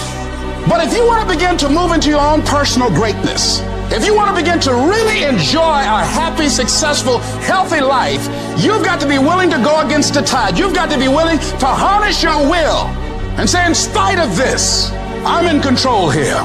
I'm not going to let this get me down. I'm not going to let this destroy me. You want it, and you're going to go all out to have it. You need to make it a habit to start every working day validating yourself, because life is a marathon. And this might be a challenging leg where you're like, I'm just going to throw in the towel. I'm not going to do that thing. Hell no. You've got to focus on you.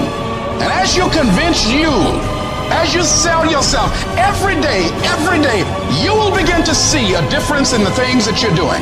Telling yourself every day, here I go again, and I got what it takes. This is my day, and nothing out here is going to stop me. My back is up against this motherfucker every day, and I gotta go that way. And I don't give a who is in front of me. They're not gonna stop me. I want what all other men want. But when the opposition hits, when the challenge hits, when the pain creeps in, when the uncertainty creeps in, when the cuts, when the scars, when the bruises come, I just want it a little bit more than they wanted. If you dare to be great, if you dare to do something that you've never done before, if you dare to go to limits that you've never went to before, they will remember your legacy forever. If you are still alive, there's still room for improvement. There's still room for growth. There's still room to grow and be better. It's not going to be easy when you want to change. It's not easy. If it were in fact easy, everybody would do it. But if you're serious, you'll go all out. We turn tragedy into triumph. That's what lions do. Lions don't cry. Lions don't give up. Lions don't quit. Lions hunt. That's what we do for a living. When you are a true hunter, you don't go by time. You go by the gazelle. You hunt until you get a gazelle, and you don't stop until you get one. It takes guts. You gotta dig down deep to cut it out. Keep on going. Again and again and again. You've got to be willing to face rejection and no again and again and again. Defeat again and again and again. And every time life knocks you down, you jump up and say, it's not over until I win.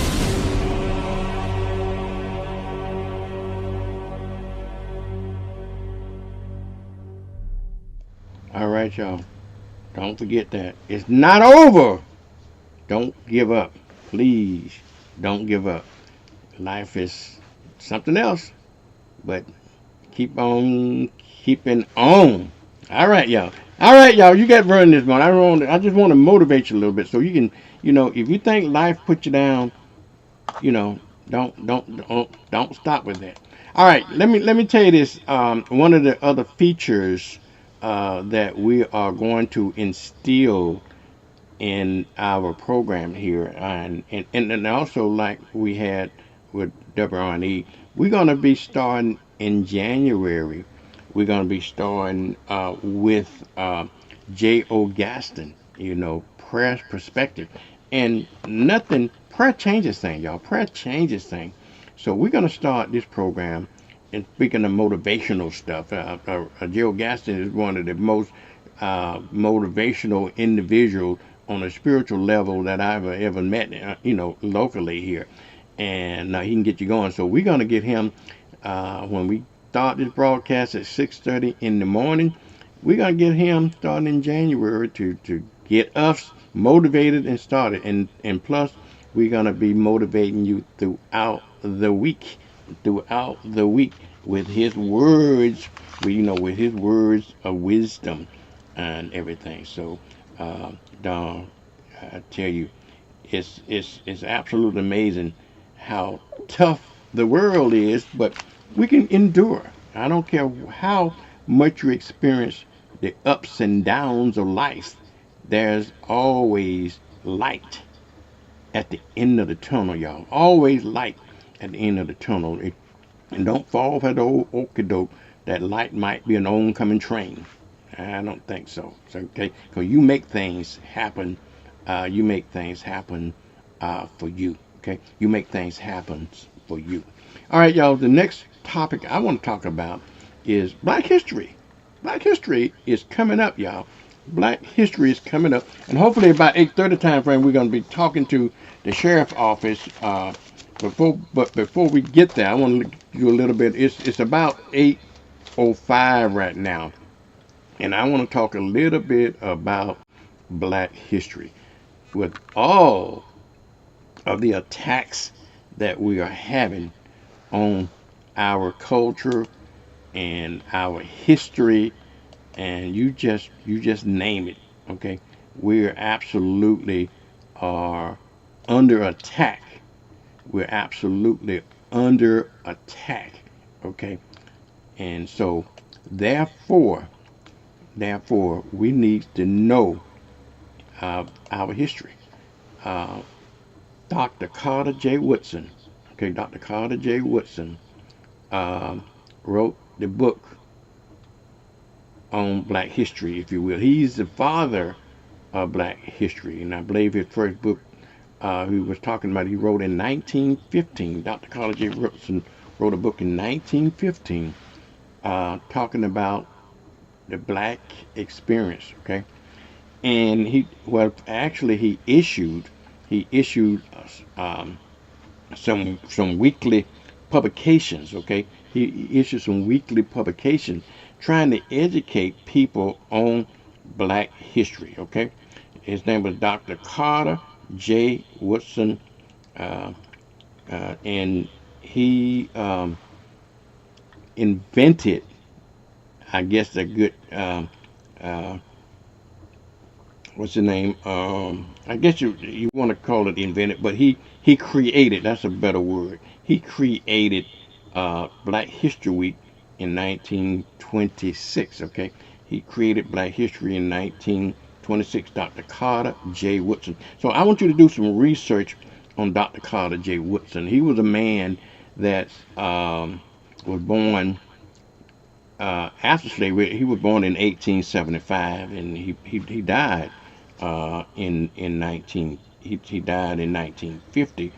But what he did was he made certainly a tremendous impact on the Black experience. He created an organization called the Association for the Study of African American Life and History, and he was the first scholar to study African American history, okay? And so he founded a journal he called the Journal of Negro History back in 1916, and he had been labeled the father of Black history because in 1926 he created what I call the Negro History Month. We wasn't called Black back then, so we got to keep everything back in perspective. But he created Black history in 1926. And let me tell you why, and it's in February, why he created Black history. And I know everybody say, and white people didn't give us Black history, okay? And it irks me when I hear people saying, and they gave us the shortest month of the year. White folks didn't give us a damn thing. They didn't give us Black history. We already had history, okay? They had nothing to do with this, okay? Dr. Carter J. Woodson created Black history. His decision to celebrate it in Black history was due to the fact that he wanted to honor two great people that had to do a lot with the freedom of Black folks. And that was, one was Frederick Douglass. We're going to talk about Frederick Douglass also at length, so you know who he is. He did a lot of great things back in the late 1800s, and also he did it because of Abraham Lincoln. So Abraham Lincoln and Frederick Douglass' birthdays so happened to fall on into February, and that is the reason he chose February, okay, as Black History to celebrate Black History Week, okay. That was his reasoning for that. Now, fast forward some 20, 30 years later, in the 1960s, a group of students, I believe it was at Kent State University, wanted to expand Negro History Week. And by that time, in the 1960s, okay, we wasn't Negroes anymore. We were Black. And so what they proposed to change Negro History Week, and let's not only celebrate it during a week, but let's celebrate it during the whole month. So they proposed and elaborate to expand Negro History Week to Black History Month. And President Gerald Ford signed the petition in 1974 to expand Black history to expand Negro History Week to Black History Month. And we have been celebrating Black History Month all ever since then. Now, and it's just basically by decree, and it makes me nervous if Trump ever find out that that was a presidential decision, which he can, and I don't see why they allow you to do that to reverse other presidential orders, but he can. And once he find that out, so you got to be careful. We may not be celebrating Black history on a national basis anymore. So if that fool has anything to do with it, but regardless of that, even before he came in office, even before we had those, thanks to Dr. Carter J. Woodson, we celebrated our own history, and that's what I'm advocating now. Let's celebrate our own history. We don't need anybody's Black history to depend on anybody to celebrate our own Black history. Let's do that ourselves. And as I started out with, because of the attacks on Black history and diversity and inclusion and all of that good stuff, and DEI and affirmative actions and all that great stuff, it's up on us. It's incumbent upon us to educate our kids. We got to go back to where we started from, all right? And remember, back in Africa when we had history, they had what they call the griots. You need to study that now. And now I want to have Walter Gully. Walter Gully is a student of Black history. He was on yesterday, and he's very knowledgeable on that. But I want to have him to talk about the griots. Griots back then was just storytellers, okay, just storytellers. They passed history down through oral history and so forth. We didn't have written history, but we had oral history. And so now, with the banning of the books and so forth, we still have to teach our children about history and about, that kind of stuff. So if we got to do it by oral history, we got to do it, write our own books and so forth. And in this time for our own independence anyway, why do we need to depend on anybody else for us, okay? If they banning the books, I always tell them, if the school board is banning books on Black folks, well, let's go down and get those books. Now, don't let them burn them. Don't let them burn them. But go down and let's create our own Black library, if you will, okay? And now Nicole Dixon has the very closest thing to our own Black library down at the Real Women's Radio, okay? She has a coffee shop that has all kinds of Black books. Thanks to Miss Georgia Blackman. Miss Georgia Blackman, that's a little bit of Black history, local Black history, if you will, since we're on the subject of Black history. And I'm gonna have Robin Richard on to talk about our local Black history, okay? But Mrs. Georgia Blackman was one of the very first people in Pensacola to have a Black history bookstore, okay? If you can remember that. Since then, Miss Nicole Dixon at the Real Women's Radio, she created the Real Women's Radio. Hats off to her. And she has a coffee shop. I forgot what the coffee shop is, right there in the same building with the radio station. And she has a bookstore, a Black bookstore with a whole array of Black books that you can buy or you can check out and read while you're there. It's kind of like an internet cafe. You can read your book while you're there.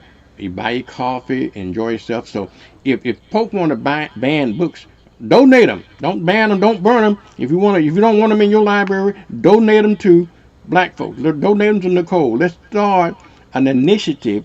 Okay, we need to start an initiative to start our own Black library, our own Black cultural library, and get those banned books.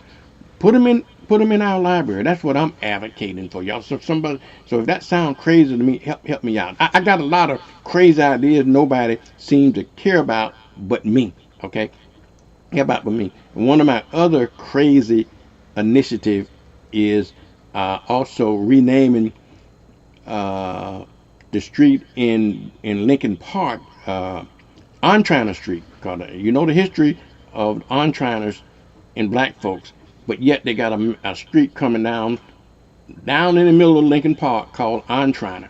Okay, it irks me every time I see that name. I think we should rename, put a campaign on to rename that street after Dr. H.K. Matthews. Okay, that's my initiative. So anybody that's in the Lincoln Park area want to take the initiative, let's start that. Okay, but going back to what we're saying, we need to do for our own. I remember the days, I grew up in segregation, so I remember when segregation was there. And during segregation, you got to admit now, black folks did pretty well on our own during segregation. I think our downfall was integration, because what we did in integration, y'all, we gave up a lot of our culture and our past to kind of integrate and assimilate into the bigger culture.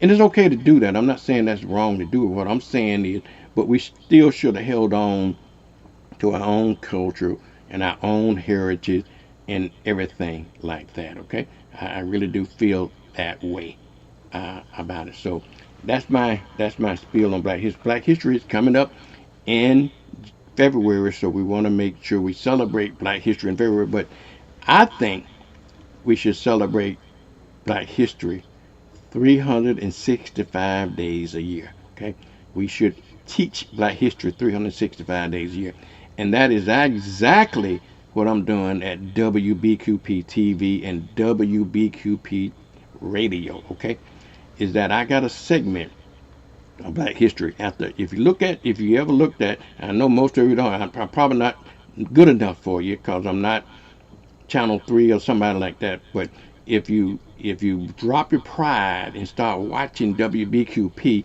you will find that after every show, not every show, but majority of my shows that I do on WBQP, we have regular shows. I got a national network called the National Black Television Network. We play normal shows like everybody else. We do the Samson Sons. We do, they got a good original program. We get good program. But after every show, I do a segment of Black History. Okay, I do a segment of Black History in those shows. So for me in WBQP TV and WBQP Radio, Black History is a 365-day thing and that's what we should be teaching. Black History 365 days a year, y'all. 365 days a year. So, but given that, I also instilled a Black History segment into this program, okay? And so that you'll learn something.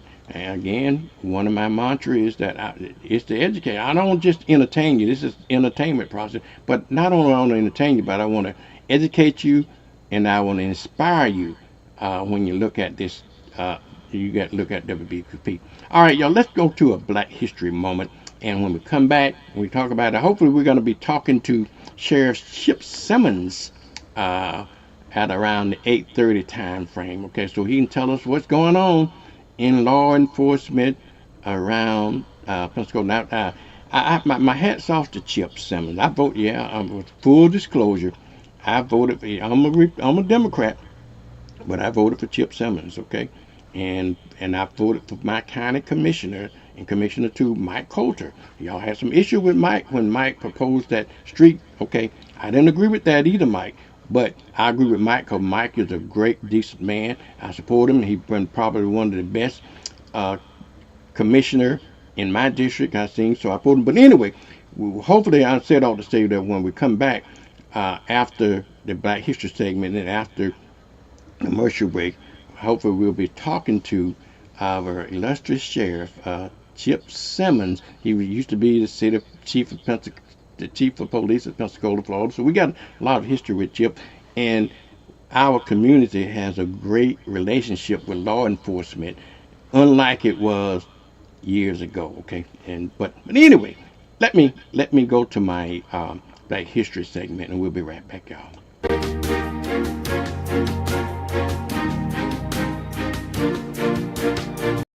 What do two of the most important civil rights organizations have in common?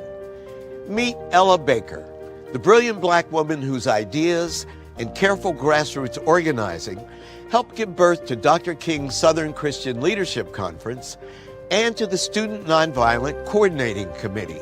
For this reason, Ella Baker is reverentially known as the mother of the Civil Rights Movement. Born in Virginia in 1903, Ella Baker was educated at Shaw University before moving to New York City in 1927. By 1930, she'd started organizing. Ella Baker joined the NAACP in 1940 and helped young leaders find their voice and their leadership capacity. And one of those people was Rosa Parks, someone we all know. Ella Baker was also recruited by Martin Luther King to help run the Southern Christian Leadership Conference, which was helping to build the civil rights movement. Then in 1960, a group of black college students were denied service at Woolworth's segregated lunch counter in Greensboro, North Carolina. In an act of nonviolent protest, the students refused to leave, inspiring similar sit-ins across the South. Ella Baker left SCLC to help a group of young people form the Student Nonviolent Coordinating Committee. I remember Miss Baker saying, many of you are from some of the quote-unquote best schools in the country, so when you go into rural areas, don't go in there thinking you're going to lead the people. Find out what the people want. When you heard Ella Baker speak, you were ready to get out there. She really wanted us to stand up and speak out, and she gave you the energy to push. You can lead, you can be somebody, you can do something. More interested in effecting change than public acclaim or financial reward, Baker inspired a generation of young Americans to risk their lives to fight racism, sexism, and white supremacy. Simply put, the mother of the civil rights movement had many children, and we are her heirs.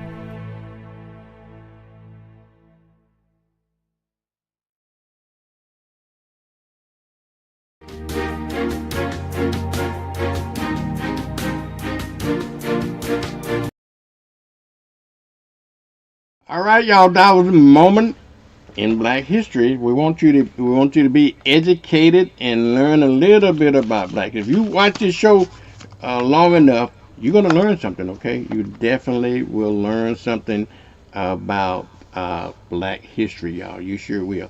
All right, y'all, at 8:30, in just a few minutes at 8:30, we're going to, hopefully we have the Sheriff Chip Simmons on. But I want to get back to reminding you about the registering for the MLK Parade, y'all. We want you to register for the MLK Parade. It certainly is important that you get registered. And I need to talk about the importance, if you will, of registering for the parade, y'all. Parade is not free, okay? And the MLK Committee and the MLKCC is a non-profit organization. And so we have to raise money to pay for the parade. I was shocked one time, very recently, that a very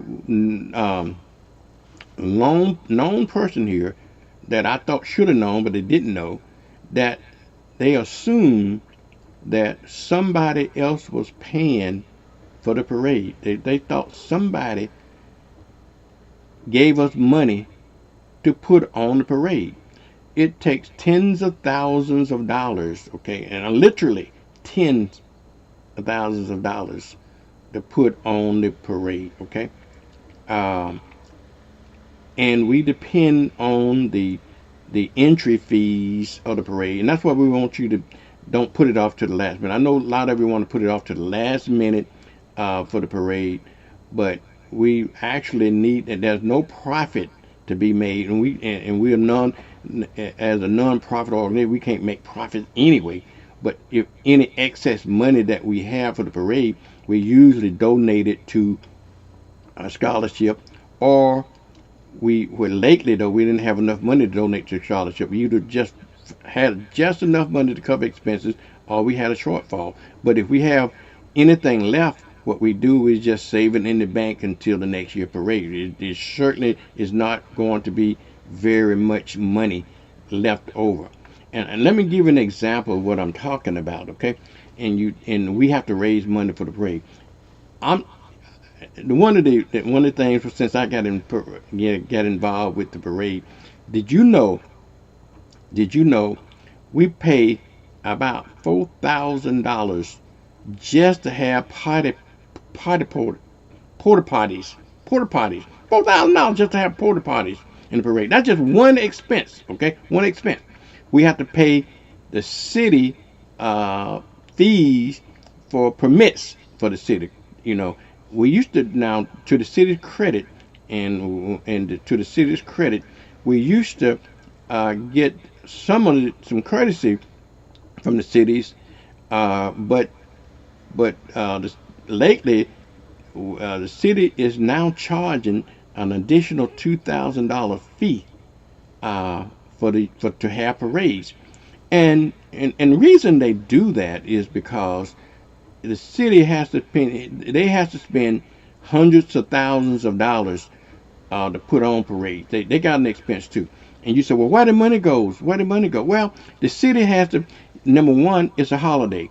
When you got employees on the payroll for the holiday, then you have to pay holiday pay along with their normal pay, and they have to put, all those folks that put up the barriers and all that other kind of stuff.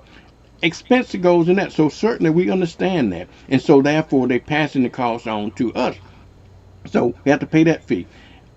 We have to pay fees to the state of Florida and the Department of Transportation to close the road. You think we closing the road for free? No, we don't close the road for free at all. We have to pay a hefty fine, not a fine, but a hefty fee to close the road to use the parade for that 3 hours. Okay, that's an expense. We have to pay for insurance. Okay, liability insurance. That's a good cost of what we're paying for liability insurance. Okay, there are so many other costs is associated with the parade that I can't think about. You have to have golf carts to get around. They have to have radios to communicate with. All that has to be paid for. It's absolutely amazing the expense we have to go through, but it's worth it. It's worth it. We got people, we make enough money to do the parade. That there has been a time that we made excess money and we was able to donate the excess money to scholarships, but that has not been the case in the last 5 or 6 or 7 years now. Okay, because we hadn't had the level of participation in the parade that we used to have. And that's okay, but as long as the parade pays for itself, okay, as long as the parade pays for itself, we are absolutely good with that. But we need your help. We need you to go ahead and register a parade, because we rely upon the monies that you register for your floats and your entries and your walk-ins and stuff like that, or your cars. We depend on that money to pay those expenses. Okay, we depend on the monies to pay those expenses. So please register the parade. Please register early. I believe that, and that's why we put a deadline on it, so we can have enough money to cover all the expenses on it. But when you pass that deadline, we always extend the deadline. And oftentimes when we extend the deadline, we don't even charge you extra for it. Most folks, if you get past the deadline, you have to pay something extra for it. Okay, you got to pay extra if you don't sign up by it's just like selling tickets to the concert, right? $30 in advance, and if you don't buy it before time, at the door it's $35. It's the same thing. But the MLK parade don't do that. Okay, I haven't done that, and I thank goodness for Michael Keenan. He don't believe in that. Okay, so he's a parade chairperson. He's a parade man. So he doesn't think it's right. As long as we get people registered for parade and we get pushed back. And I understand why some people are late, but just tell everybody, just if you can register early for the parade, you can go online to register. You can call the MLK hotline. Let me put the hotline number up there again. Okay, we got a hotline number that we want to you to call for the MLK parade to get registered for the parade itself. Also, on the other way we make any revenue is through the vendors, okay? The vendors that set up around the MLK Plaza during the parade. If you got a vendor's truck or you got a hot dog stand or whatever you want to do, the fees, it used to be $50. We had to raise the fees to $100 so we can cover the expenses of the parade. And like I said, I just gave you some examples of the kinds of expenses that we go through that normally the people don't know about. These are the behind the scene costs and behind the scenes stuff that we have to do that people don't know that we charge, that we what we have to pay for the parade. And so if you get registered early, it most certainly will help us with funding the MLK parade, and we want to continue to do that as we go along here. So you make sure that you tell any and everybody, okay, tell any and everybody that the parade is going to be on January the 19th. Get registered early for the parade, and so that we can have a great parade. It's about 8:30 time frame, and we got our illustrious sheriff on, Sheriff Chip Simmons. Good morning, Chip. How you doing this morning? I'm doing well. How you doing, Vernon? I am well. Let me get you on the air here. Let me get all this other stuff off, including myself. There you are. How things going? We're doing good, man. We're getting ready for the holidays. We are making sure that people have the information they need to keep themselves safe and to keep people from stealing their packages. So we're getting people that information. Well, Chip, so let's talk about that for a minute, okay? And sometimes people don't realize that's a serious problem this time of year. Porch pirates. What can we? Number one, what can we do to help prevent that? I know your job is to try to catch them, but how can the individual do to help prevent porch piracy? Well, yeah, we talked a lot about really it's just some common sense measures. You can ask them. First of all, get your package as quickly as you can. If you know you got a package coming, especially one that has some expense to it, pick up that package or have someone that you trust pick up that package as quickly as you can if you're going to be working all day long. Secondly, you can ask them whenever they drop it off, you can give specific instructions, put it behind a pillar so that people can't drive by and take a look at these gifts. So some of those things are just some common sense approaches. And if sometimes you can even, if you want, you can have the package delivered to your work address, and that works out pretty well. My mic back on. That is so true. Chip, we got technology today, and if you got these smartphones and smart garage doors, sometimes you can program it and tell your provider that, and you can open up the garage and say stick in the garage and close the garage. That's one of the things that we can do. Yeah, that's a little bit quick. That's a little bit above my pay grade on the technology part. I got cameras, but I don't have the ones where I can say, hey, I'm going to open up the garage door for you.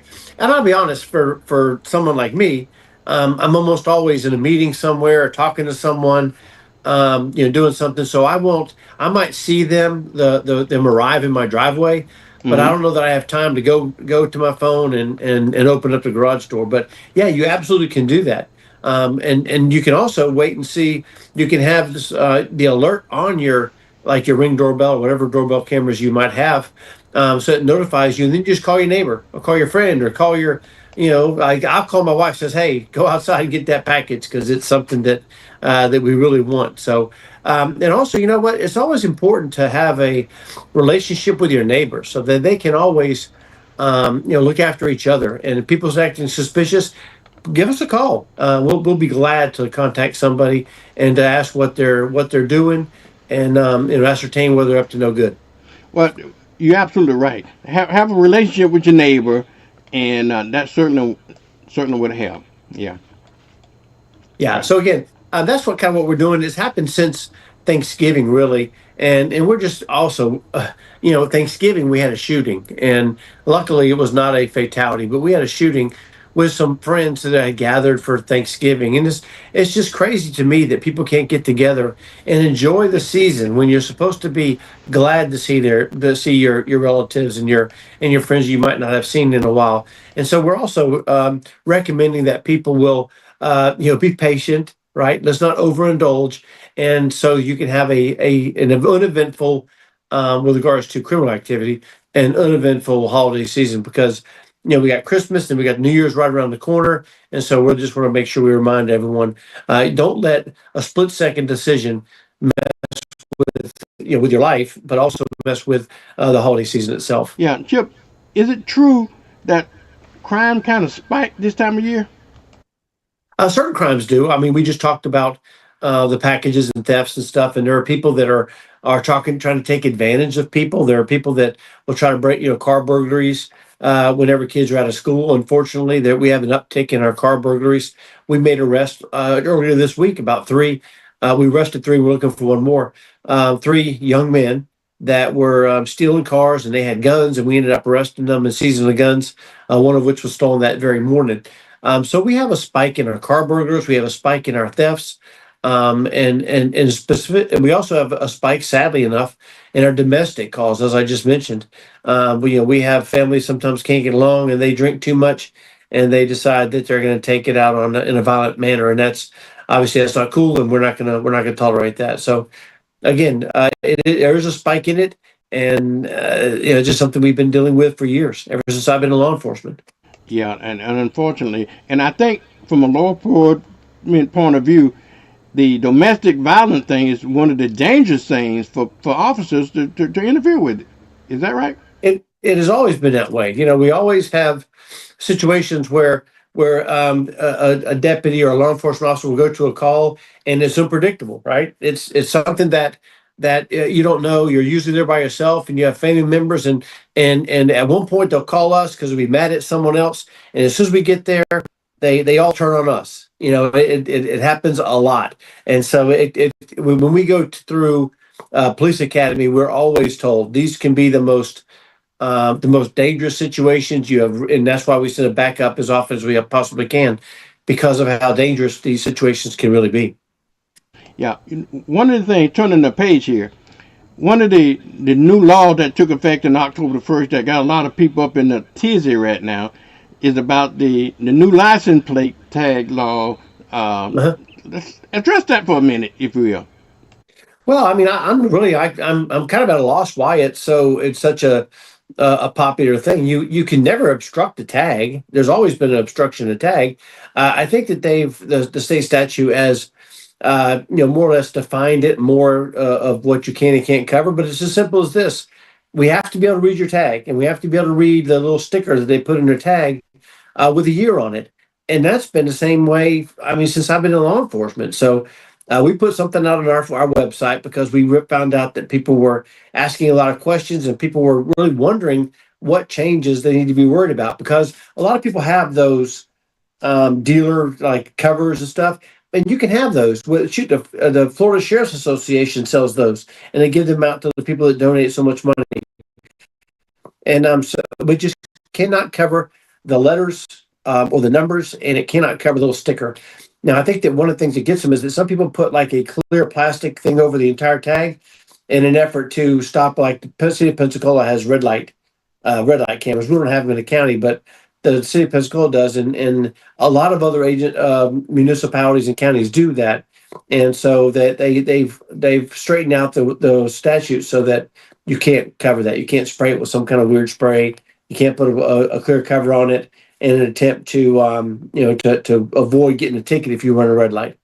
I think that probably thing that led up to this law, people was averting the system like that so they can go through tolls for free and go through red light cameras for free and stuff like that. So great. So well, they always have to continue to upgrade and update our statutes because technology changes. Technology, it used to go. You just mentioned a toll. You used to have to stop and give them $1 or two, right? And now you just zip on through and they get your tag and they or a sun pass. And if they can't cover your tag, then obviously there's a problem there. So it is something. I understand why they did it. I'm not sure exactly why people were all up in arms about it, the bottom line is just follow the law and don't cover your tag. And if you're supposed to pay a toll, pay the toll. Right? It's pretty simple. Right, right. Well, I tell you, what about on the criminal side? We got in. What's going on the criminal side right now? Well, I mentioned a second ago that we made an arrest on some people that were stealing cars. They're I guess from Muscogee County, but they went over to Santa Rosa County, and they did I'm going to say around 10 car burglaries. And at one point, they Yeah. stole a car and they head back to Muscogee County.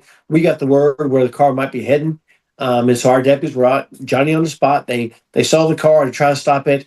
The car takes off like they do, crashes through a telephone pole. 4 people run, and our deputies again and our canines were out there and were able to arrest 3 of them.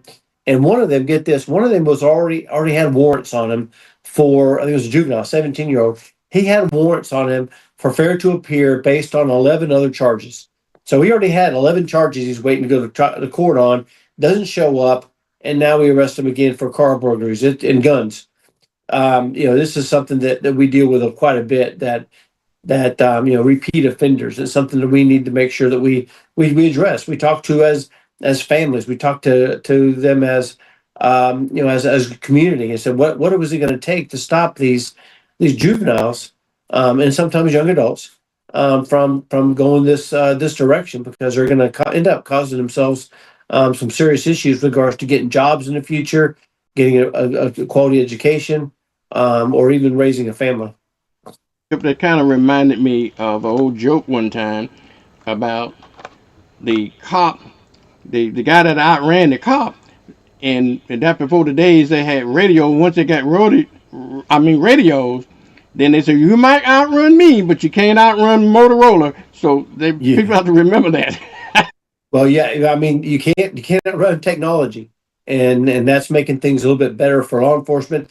I tell people a lot of times that as a sheriff's office and law enforcement in general, we've never been more capable than we are right now. We talked about license plate readers. Cameras have always been around. We've always had cameras in banks and in the mall and stores and jewelry stores. You've always had cameras. Now you have so many cameras. Excuse me. You have so many cameras in people's homes that we used to canvass a neighborhood by knocking on the door and say, "Hey, did you see anything suspicious?" And now we're saying, "Hey, do you have a camera? I notice you got some security cameras.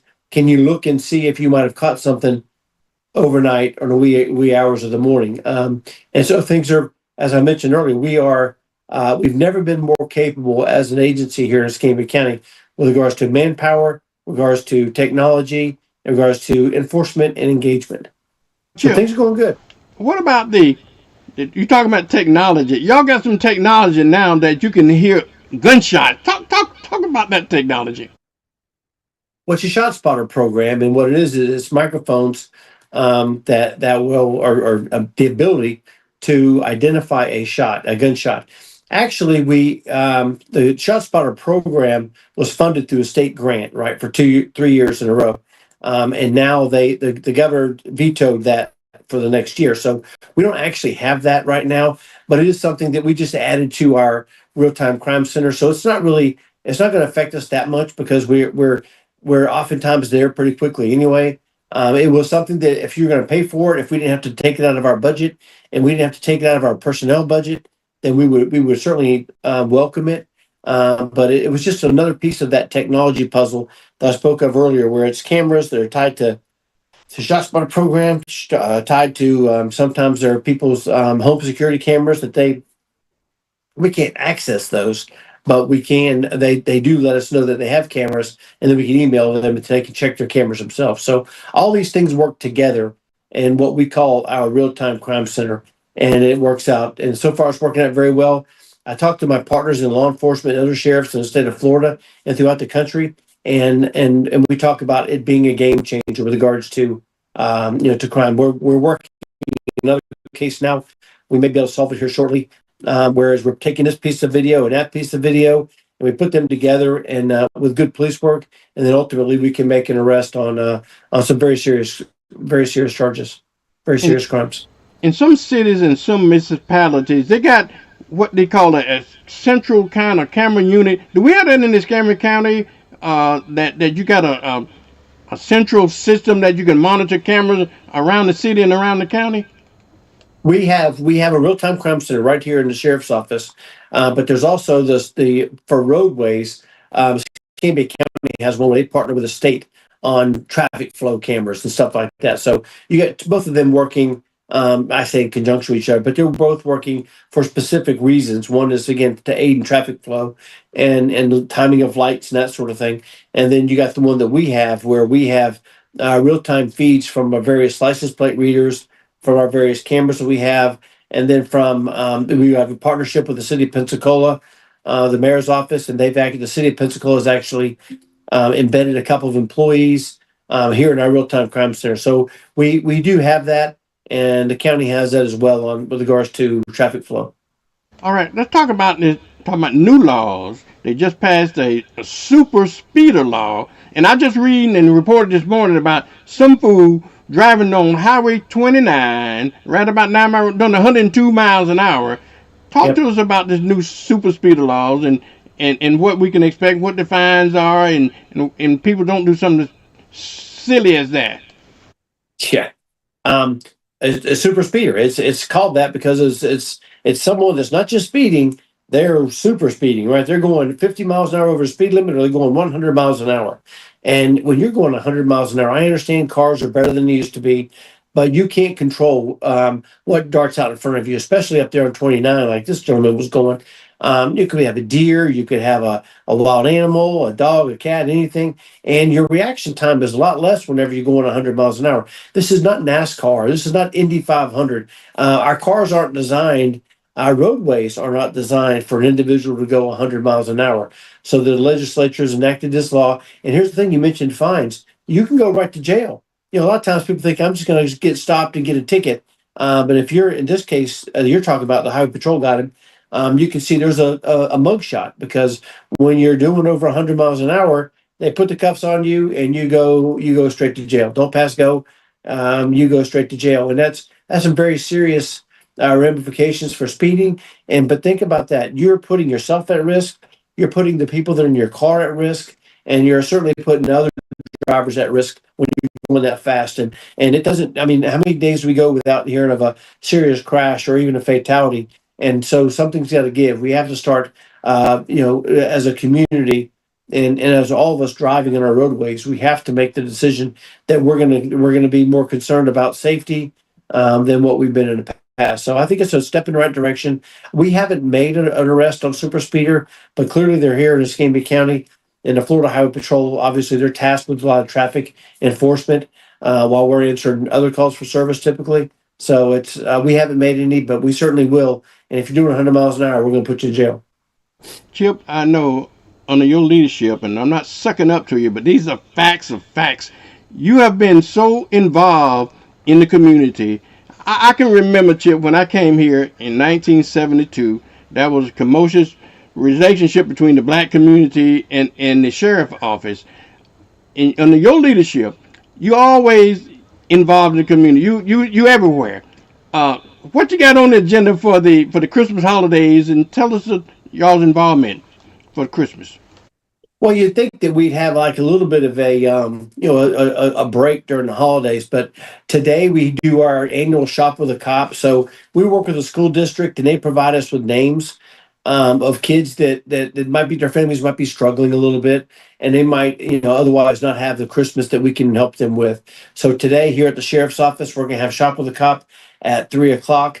And again, we've decorated our room downstairs. We've decorated the hallway, and it's our opportunity to do our best and to see the faces of the children that are getting a gift again that they might not otherwise have. And secondarily, we have coffee with a cop. Now we're having a cocoa with a cop on Monday at Starbucks over on the west side. And again, that's our opportunity to say, we may not have a bunch of people there, but we are there if you want to ask us a question. We're there, to your point, because we want to engage. I want to know what people think. I want to know the areas of concern that people have, so that I can make sure that I can adjust whatever we're doing. Because I'm very proud to be the sheriff of Escambia County. I'm very proud of what we do, but we're not perfect. So let's look for ways where we can continue to get better and better. One of the programs that you instill to help prevent crime. And one of my favorite things is your Wheel of Criminals, or whatever you call that. Because Wheel of Fortune is one of my favorite TV shows, and it's one of my favorite things to play at the casino. I want you to have your PR folks to start sending those clips, if you don't have an exclusive agreement with somebody, to send the chip to WBQP so we can play those clips as well, because I think that'll help prevent more crime in the community. Yeah. We do have a relationship with Channel 3, the VAR, and they put those out on American television. There's a sponsorship for that.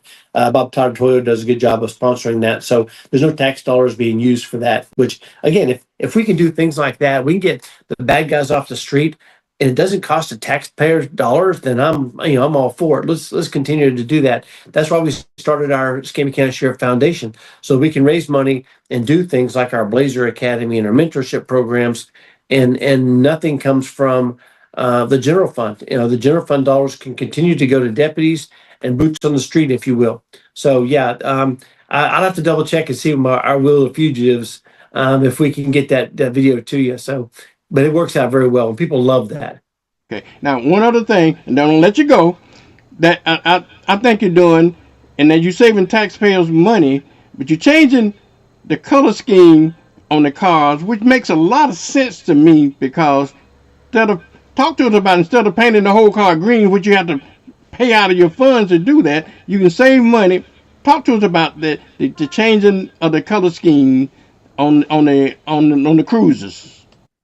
Yeah, I'm a fan of history, and I like the traditional look of things, but we really haven't had, with regards to the sheriff's office, a traditional color scheme. It has to be green and white. That's by statute. That's all it is. And what we had is the front was green and the roof was green. The rest of it was white, and you had sheriff on the side, which was fine. But the problem was it was costing us $2,000 each car to paint those portions of it green, and then secondarily, it was taking us a couple more months to get those cars in, because it just is so much worse, much more difficult to get the new car. So we changed the scheme to white, and we're able to get the cars quicker, save taxpayer dollars, and I think it looks pretty good. Yeah. Well, I got one other pet peeve. I'm gonna let you go then. You got a promotional car. You got a '57 Chevrolet, right? You remember what I'm talking about? Yeah. It has a blue light on it, Chip. Right. And I take exception to that blue light, because I don't think in 1957 they were using blue lights. I think they were using red lights at that time. Am I wrong about that? You were correct. What we had to do is, the light is actually a light from one of our cruiser cars from the 60s, but this is the only light we had, and I couldn't get a light. With the other ones had the two red lights, to your point, and that's where what we were working on.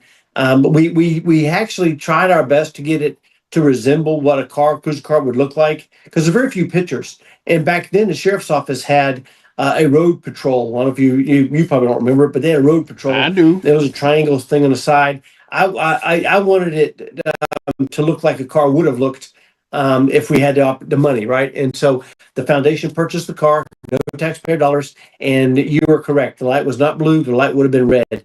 But we actually had that big old bubble gum light, and it was from one of our old cruiser cars, and I wanted something that we actually used in service here in Escambia County on that car, and that's why we went with that blue light. All right, folks, this is our sheriff, Chip Simmons. Chip, you got anything you want to wrap it up? No, I appreciate the opportunity to come and talk to the people. We are available. Cocoa with a Cop on Monday. Come see us early in the morning. Y'all take care.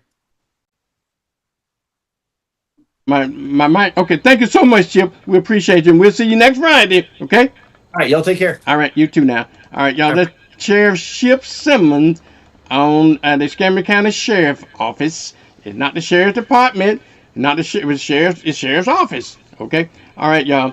It's time. I had I believe, I don't know whether I got time. I don't have time right now, but I had Reverend Don Harris was going to call and talk about the parade, but I got to get out of here, y'all. So my time is about up. But we'll get him scheduled to talk about the vendors for the parade and so forth. Okay, I gotta go. I'll see you next week. But I want to leave here with a Black History moment, okay, if you will, to get me a Black History moment, and I'll see you on Monday. Let me tell you now, on Monday, we are going to be here Monday and Tuesday, and we're going to be off Wednesday, which is Christmas Eve and Christmas Day, but we'll be back next Friday, 1 week from now. And I want everybody to go out, because you only got 4 or 5 days, shopping days before Christmas. Do what you need to do and have a safe Christmas, and know that we love you, and I'll see you next week. Okay, on Monday.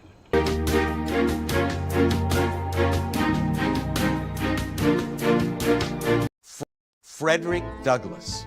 When you hear that name, many of us think of the former slave who played such a pivotal role in the abolition of slavery. While widely known as one of the greatest public speakers of his time, not many of us know that Douglass was also the most photographed American in the entire 19th century. Born in 1818, Douglass escaped from slavery in 1838.